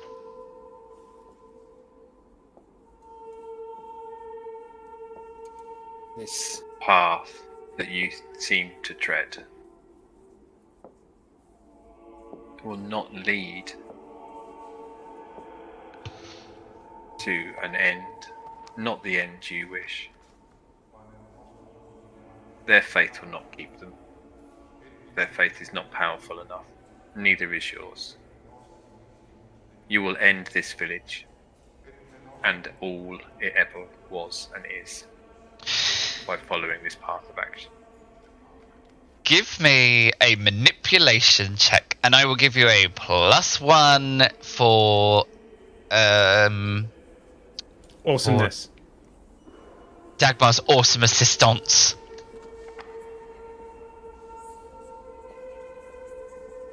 Oh. Hell yeah. Ooh.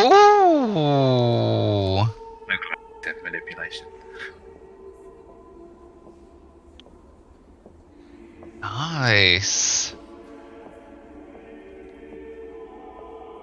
Okay.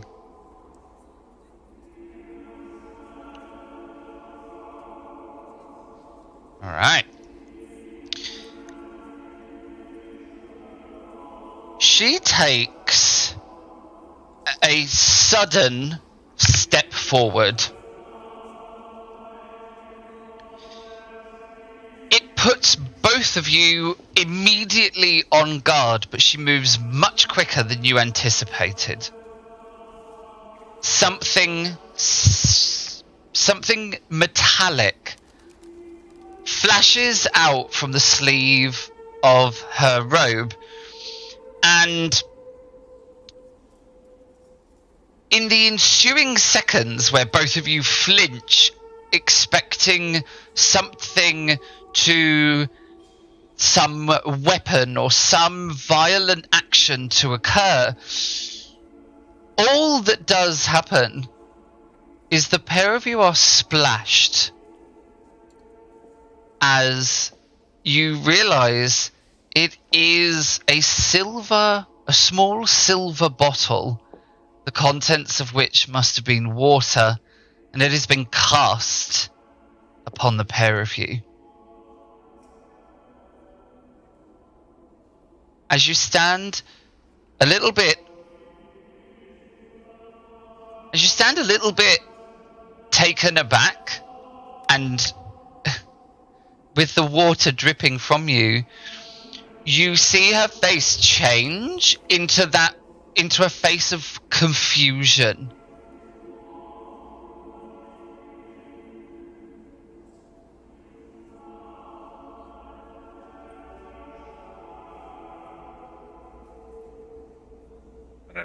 Raise an eyebrow and go, and what did you hope to achieve by her?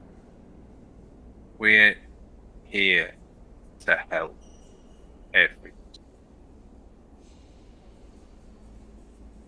Both the enemy you see and the people of this town, to live together as one.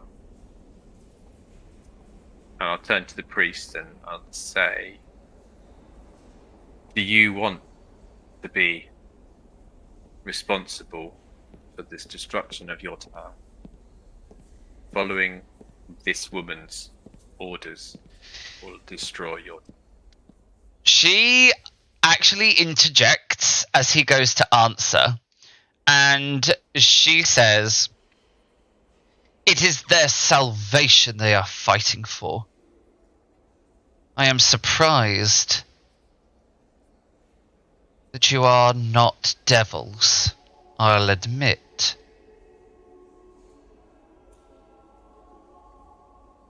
But you cannot stand here and ask these people to live side by side with evil. These are righteous folk.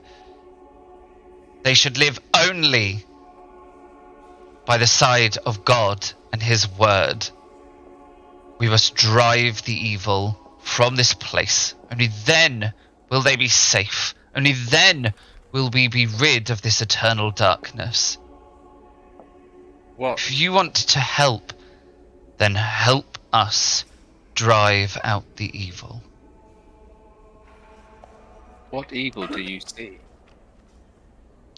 What evil do I see? Are you blind, man? Have you not seen the sun has not risen? And why do you feel, or why do you think the sun has not risen and these things have happened? You and I know that the days have passed recently, and not everybody seems to be infected in the same way. Things are changing and occurring. Do you not feel that some action is causing this problem? The priest is actually going to manage to get an answer in, and the priest is going to say, it is the devil's work. He walks among the town. We are fortunate that one of God's warriors is here among us. And she turns with smug face. She kind of, as he answers, she looks at him and she turns back and she has smug face. And she says, all of us who have faith can see the truth. The devil walks among the town, walks among the buildings, walks among these people. All of what you have spoken of is his doing, his bidding, his work. We must resist.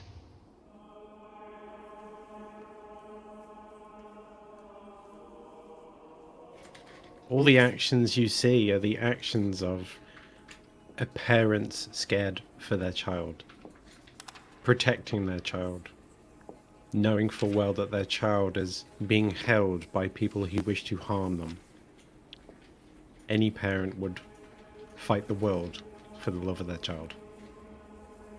It is not a child.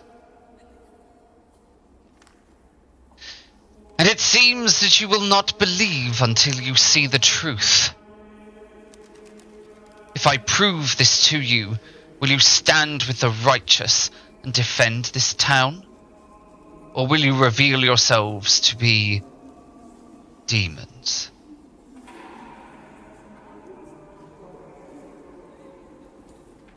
Pretty sure your little water trick proved we are not demons. But your actions suggest otherwise. I think I would be happy to offer my protection of this village and to follow the righteous path if you would show us what you see as this devil. Agreed. It is sad that your faith cannot be freely given and that proof is required. But maybe a display of the devil's power will sway your faith. Come. Follow me and gaze upon the evil that lurks in this town. And she starts walking towards this grate that you see here. As she does so, the priest kind of goes to say something and she says, "Not now. We must act in unity." And she moves over to this grate. Now she bobs down, pulls a handle that is laying flush with the top of this grate, and she draws the grate back, and it reveals a ladder that descends into a crypt below the church.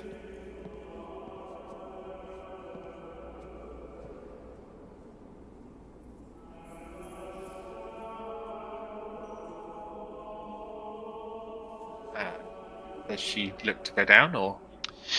She gestures for you to go down.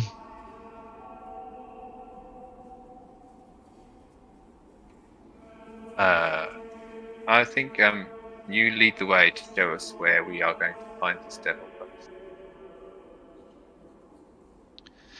She looks at you and says, "So it is cowardice after all." And then doesn't wait for a response. She begins to descend the ladder. I shall follow her.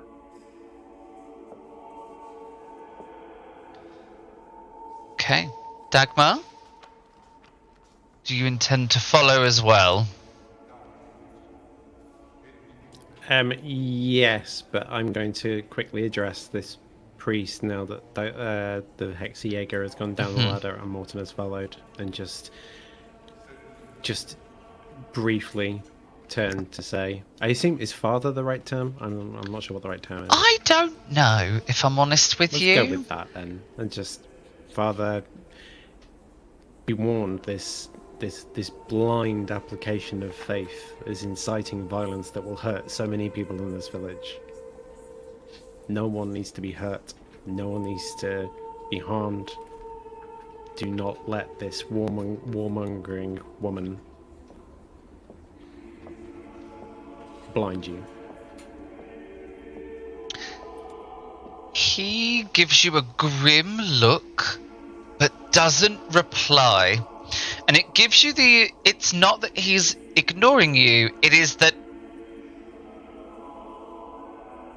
you suddenly realize he is in a very difficult situation in this moment where he is respecting her authority, may not entirely agree with her, is trying to maintain his authority over his church and his parish, and he's trying to juggle quite a lot of religious politics and social politics right now, and that is why he doesn't say anything. But you know that. You can just smell it.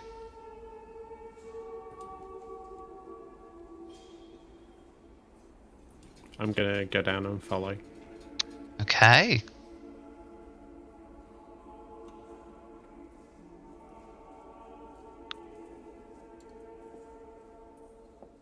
There is a tiny little voice, a kind of squeaky little voice. And it says, "Do you think he's dead?" There is an almost entirely unconscious Quentin propped up against the foot of a bed. Standing at his feet is a little mousy creature that stands on 2 feet. It has a little wicker basket on the crook of its elbow that seemingly have got the last of the kitchen provisions. And she is looking up at an almost entirely unconscious Quentin, who is being thoroughly poked with a pen by another little mousy creature that is wielding the pen like a lance and is poking the side of Quentin's head. It is from this little mousy creature that the voice has come from. "I think it might be. I think he might be dead," says the little knight with his pen javelin, jabbing the side of Quentin's head, who is thoroughly unresponsive. The other little mouse says, "No, I think he's still breathing."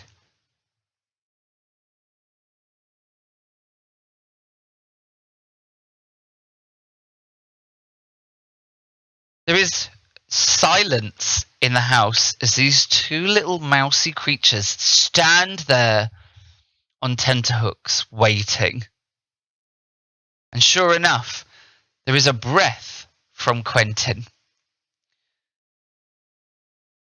"See? I told you. Still breathing." "All right, he's not dead. Is he sleeping?"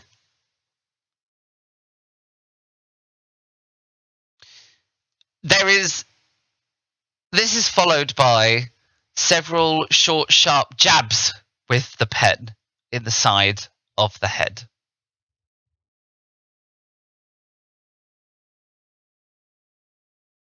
"Nothing. I don't think he's sleeping because we can't wake him up. So, not dead, not sleeping. I think he's broken. I don't know what else it could be. Must be broken." The little mousy creature with the wicker basket says, Do you think we could find something in one of the books? And on the cupboard?"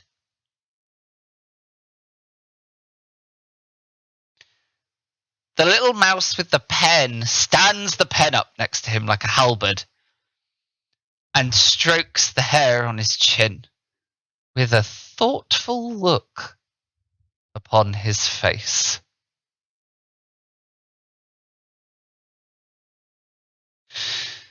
The crypt is cold but dry. It has the feel and smell of the underground. That kind of cool, almost staleness. As you descend, it is lit by torches sat in sconces on the walls. And you come down into a corridor that seems to hook all the way round. There are statues with outstretched arms of figures in monks' robes. There are tombs down here as well. The Hexajäger doesn't really wait for you, but begins to walk around the sides of this crypt and down the long tunnel. Past statues of angels, figures carved out of stone as if they are sleeping, and finally 2 large statues of avenging angels.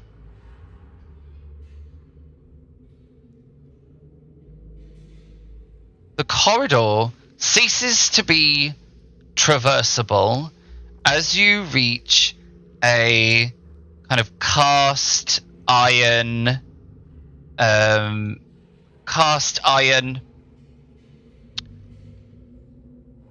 like wall in which there is a gate. It's not a prison.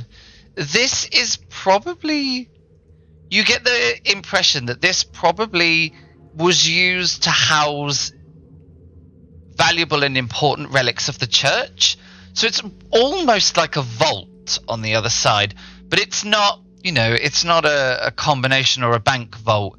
It's just got the, you know, almost like the prison bar iron, a wall in which there is a gate.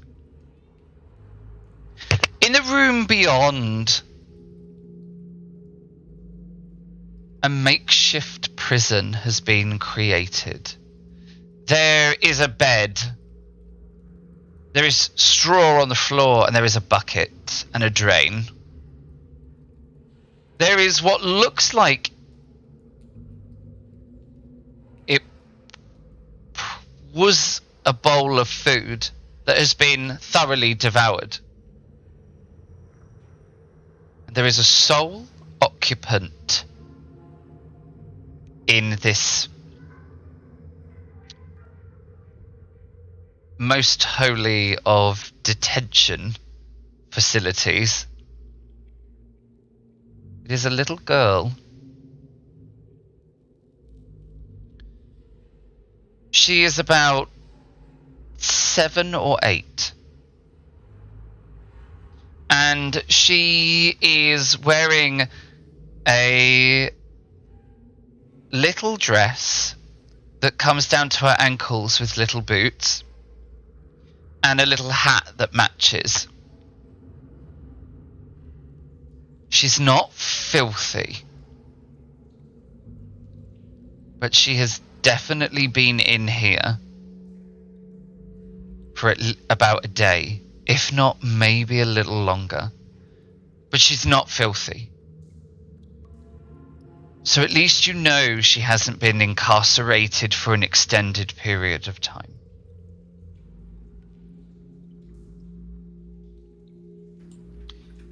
Is there anything abnormal about her?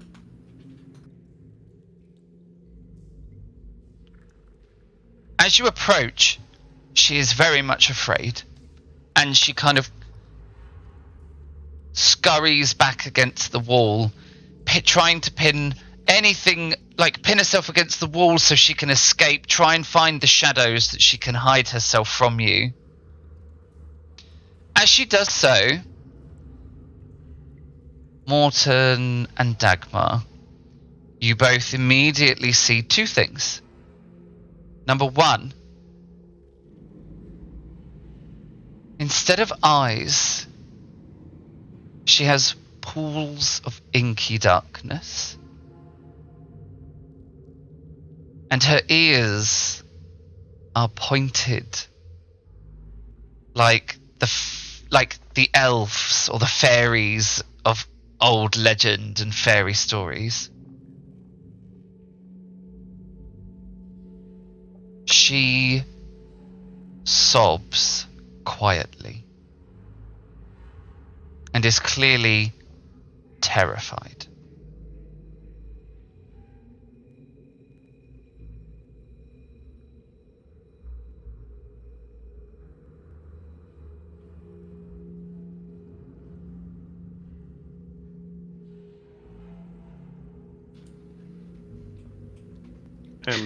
Dagmar's going to close to the door, the doorways or the bars to this makeshift cell. Is going to kind of lower themselves down to their knees and very gently try and console this childlike creature with a,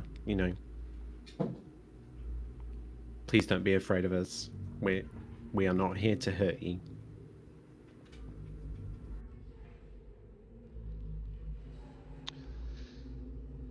The Hexajäger says, "There is no point talking to it like it is a child. It is a devil. Can you not see?" I don't even need to ask that question. I know you can. Regardless of what it is afraid. As it should be in the house of the Lord. Or in the presence of someone like you. Is this how the righteous and those with faith and those who follow the Lord treat a child of whatever it is?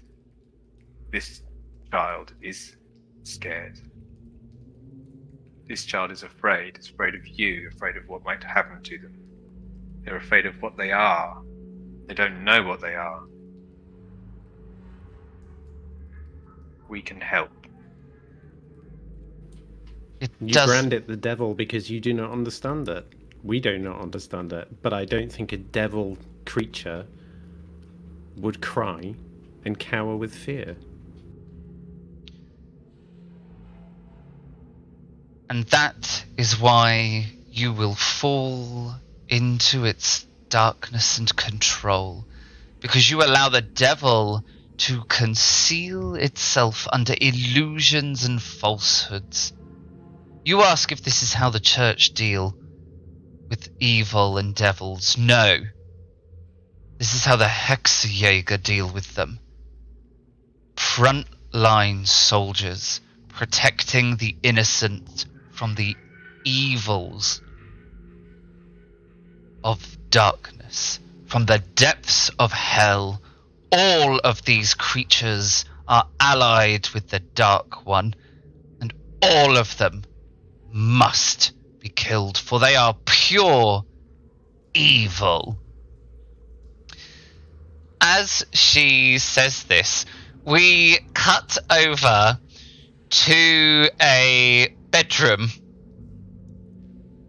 in a house. There is a semi-unconscious gentleman propped up against a bed. Two little mousy-looking creatures, much bigger than a mouse, much bigger than a rat. They'd stand maybe up to your knee. Standing on 2 feet and dressed in a strange imitation of traditional clothing, but green. Not the blues and reds that you're used to seeing, but the little greens. They both stand there together, attempting to manipulate the contents of an inordinately large-looking cup in their two teeny hands. There is liquid inside this cup that is sloshing about, and as they try to manipulate it, some of it just tips down the poor unfortunate gentleman laying on the floor. A little voice squeaks out and goes, "Careful! It needs to go in his face, not down his clothes. Now, to me, up a bit, open his mouth." And the two of them, in a ridiculous display, attempt to open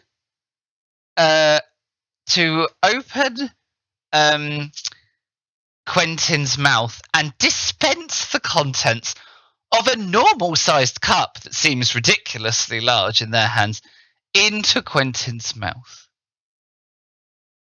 I'm very excited because now I get to roll some dice. Ooh, GM roll. GM roll. We love a good GM roll. It involves me though, so this is the worry. Oh, that's not bad. Ooh.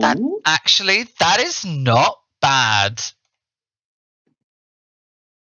Okie dokie. So, first of all, can these two little I'm going to give them I was going to give them a bonus because they're helping each other, but I've decided no, because the cup is big and really awkward and filled with liquid. So just a normal roll. So they're going to roll for body control, which is their ability to maneuver and manipulate their body. And we get a success! Through team effort, they're able to, with their feet, try and pry open Quentin's mouth whilst hanging sort of on the bed, standing on Quentin's shoulders, and they are able to tip the contents of this cup. At most of it going into Quentin's mouth.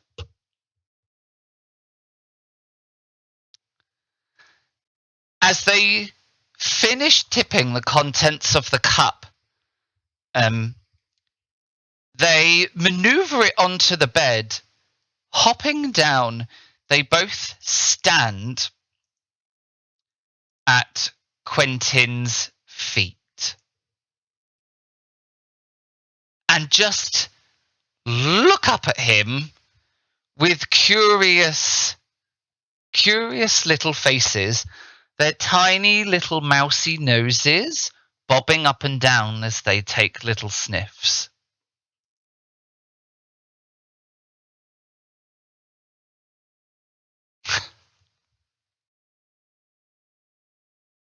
I tried, Quentin.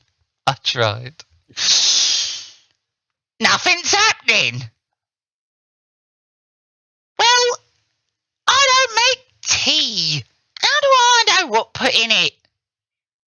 Useless. I told you, we should have just used magic. None of this tea shenanigans. Here, stand back. Let me have a go. No! We don't want him coughing up frogs. We want him awake. Let me try.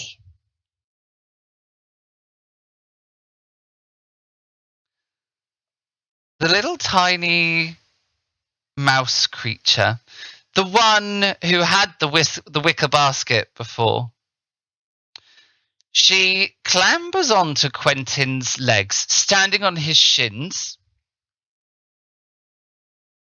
and she reaches into the pockets of her dress, and she extracts a little handful of dandelion fluff.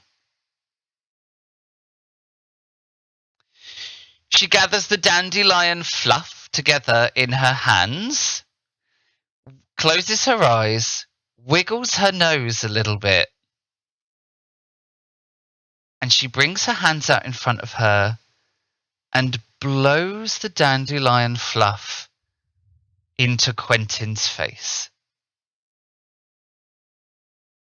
The little wispy fluffs of dandelion with their little seeds catch the breeze and fly out, cascading towards Quentin's face. They tippy-tap all over.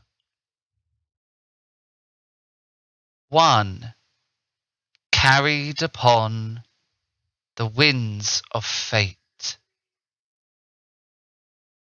guided as if by some magical force, finds itself travelling straight into one of Quentin's nostrils. The seed disappears along with a small amount of the fluff. And in a mere moment or two, Quentin releases a huge sneeze. Erupting from Quentin's nose is at least 3 handfuls of dandelion fluff that pours out into the room like a split pillow of feathers. Coughing, spluttering, with more dandelion fluff bursting out of Quentin's mouth, nose, possibly even ears. Quentin looks down to find 4 beady, curious little eyes looking up at him.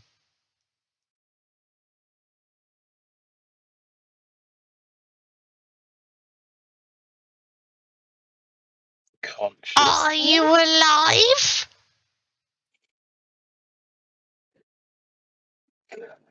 Children.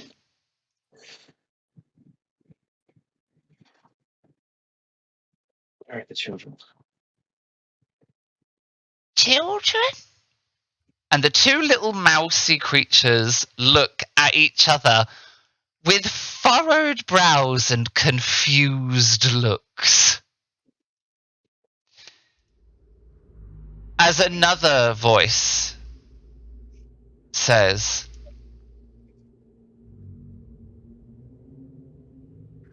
"Do not be fooled by the illusion of children. It is a known and old tactic of the devil to lure you in, to gain your trust. I know you can see the marks of evil upon this child. What I don't understand is why you resist acceptance of the fact."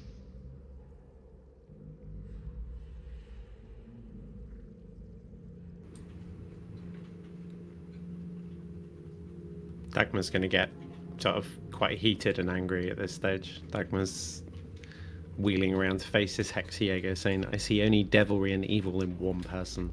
That is the warmongering, false faith activist in front of me. You brand something you do not understand as devilry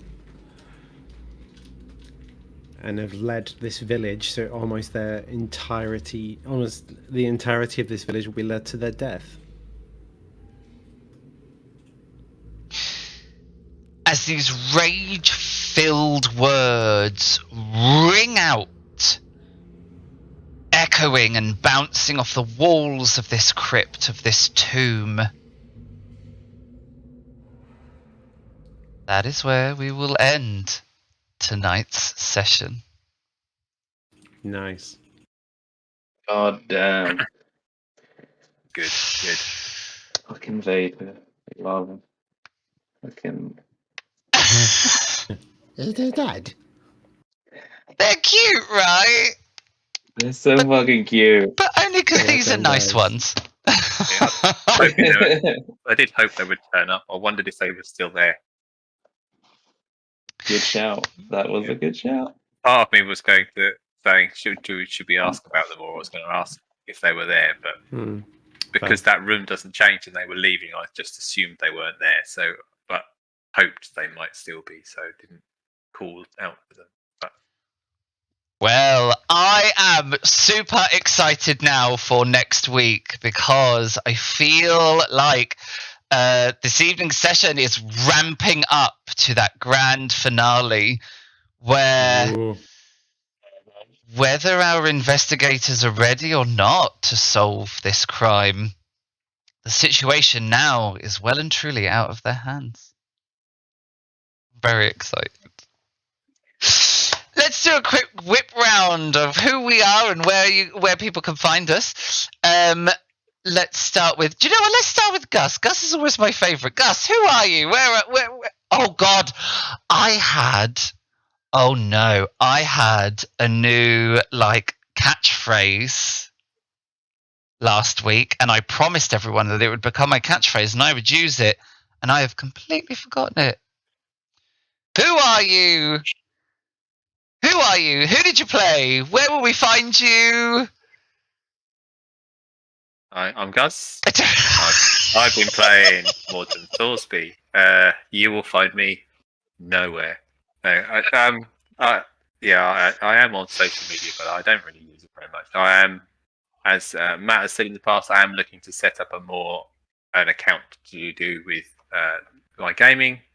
So we'll see over the next few weeks whether that comes into anything, what have you. So it's exciting. Stay posted and see what happens. But yeah, I'm really enjoying it, and thank you as always to our GM for a fantastic session again. Really enjoyed it. Yeah, thank you very much. I enjoyed it too. It was a hoot. It was great fun. Matt, who are you? Who did you play? No, who are you? Where can we find you? No, who are you? Who did you play? Where can we find you? What do you want to say? I think that was it. Someone in chat might remember. I was playing Quentin Ludensberg, the mentally broken private detective. Thanks again, Di. Traumatized private Betraying detective. me. The absolute betrayal, which who apparently is full of dandelion fluff. It's the best part of me. It's my new weapon. I just sneeze dandelion fluff at anyone. You can mainly find me here, but I am still in the process of setting up a Instagram, which will just be following the sort of story I'm going to play through. As I said last week, all the Pokemon games, just only using grass types. So I'm doing it for me, just a bit of fun, but if you want to read it, I will eventually get it active and share it. Yep, and as soon as it's a live alert awake enthusiastic, we will share links on the Society Instagram page. So we will hook you up to all that Pokemon shenanigans fun. Only green types. Oh my god, when you have to do your fire badge, it's gonna be carnage. It's gonna be carnage. Dan, who are you? Who did you play? Where can we find you? What do you want to say? That last bit isn't quite right. That's not what it was last week, but it feels good. We're not there yet, are we? We're not there, but every time you try, it gets slicker. So we're getting there. I feel like by chapter 3, we'll have a catchphrase. Hashtag pro streamer. So yes, I'm Dan. Tonight I've been playing the Dagmar Eriksson. And I'm also known as Divin Inc. I can be found on Twitch. I'm a variety streamer on Twitch via Divin Inc. Thank you for the shout out, Mikey. I can also be found on various social media platforms, Instagram, Twitter, TikTok, and YouTube under the name Divin Inc. Fabulous. I guess I'll use this as a chance to say a massive thank you to our GM for putting together such wonderful atmospheres and a fantastic story and keeping us on our toes and giving us nothing to work with half the time because he's a tease. And then goddamn maps. Beautiful. But all the hard work that the GM's put into this is absolutely fabulous, so thank you. Oh, thank you very much. Thank you. We're going to say goodbye to our lovely players, and then we're going to head over to, I am going to, normally what I do is we have the credit roll come up, and I try and read it out, and I've kind of realised that I I don't need to read that out. You know, you guys can read that out. So it's going to be a perfect opportunity for me to engage with chat and to tell you a couple of exciting things that are coming up in the future. And then we will do everyone's favorite thing, which everyone waits for, which is the hearing voices in my head so we can raid out. So let's say goodbye to our cast. Hopefully, we will see you all next week to find out what happens in this ridiculous thing. So I'm going to wave at the cast. Bye. Goodbye, lovely cast. Goodbye, everybody. Very lovely Thank you. people. So there you go. We've got the credits rolling, but I'm not going to read them. I'm just going to look at you lovely people and I'm going to have a little chat. So that we've got some exciting things coming up. You will have seen, if you watched us live, sorry if you're catching up on YouTube, but if you are watching us live, you will have seen in chat that we have rolled out our XP rewards. If you watch us live on Twitch, you will earn XP. It is our channel point system. So while you watch, you're gonna start getting your XP. Now, XP is really good because you can spend it for things. We are going to be doing our first ever giveaway as the Society, and we're very excited to not only reveal that we are going to be doing our first giveaway, but that we are going to do a stream purely on Dungeon Fog and building maps within it. It was such a popular, it was received so well by you guys, our community and our viewers, that we've decided we're going to do a special stream just for that.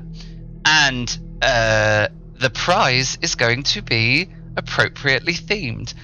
We are going to offer a completely customized map built specifically for our winner by our GM.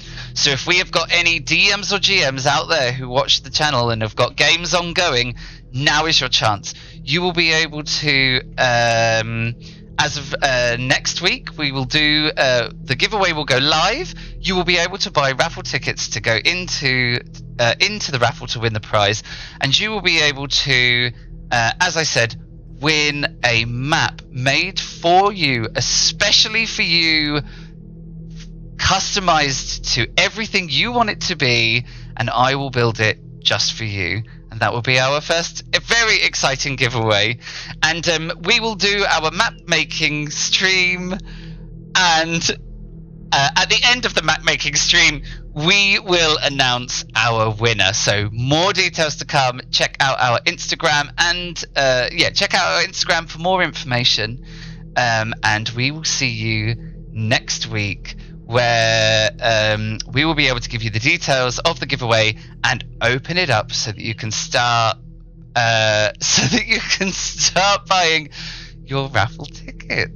So watch this space, and hopefully we will see you next week. Now for voices in my head and raiding. Here we go. Okay, so thank you. I don't want to break anyone's illusion that I'm hearing voices in. Well, I am hearing voices in my head, but they are not giving me. Oh my god! I'm so excited for this raid. Oh my god! So excited for this raid. Okay, so we are raiding out to Guild Superior. So Guild Superior, who are currently playing the Blade Runner RPG, which is another Free League RPG. So super exciting. Let's hit that button, see if that raid works. Yeah, we have success. I'm just going to say a huge thank you to all of our viewers who joined us this evening. We do this just for you, so we hope that you're enjoying yourselves, and hopefully we will see you next week for what I think is going to be the final episode of Chapter 2. Let's raid out to Guild Superior, and I will see you next week for more of the Society.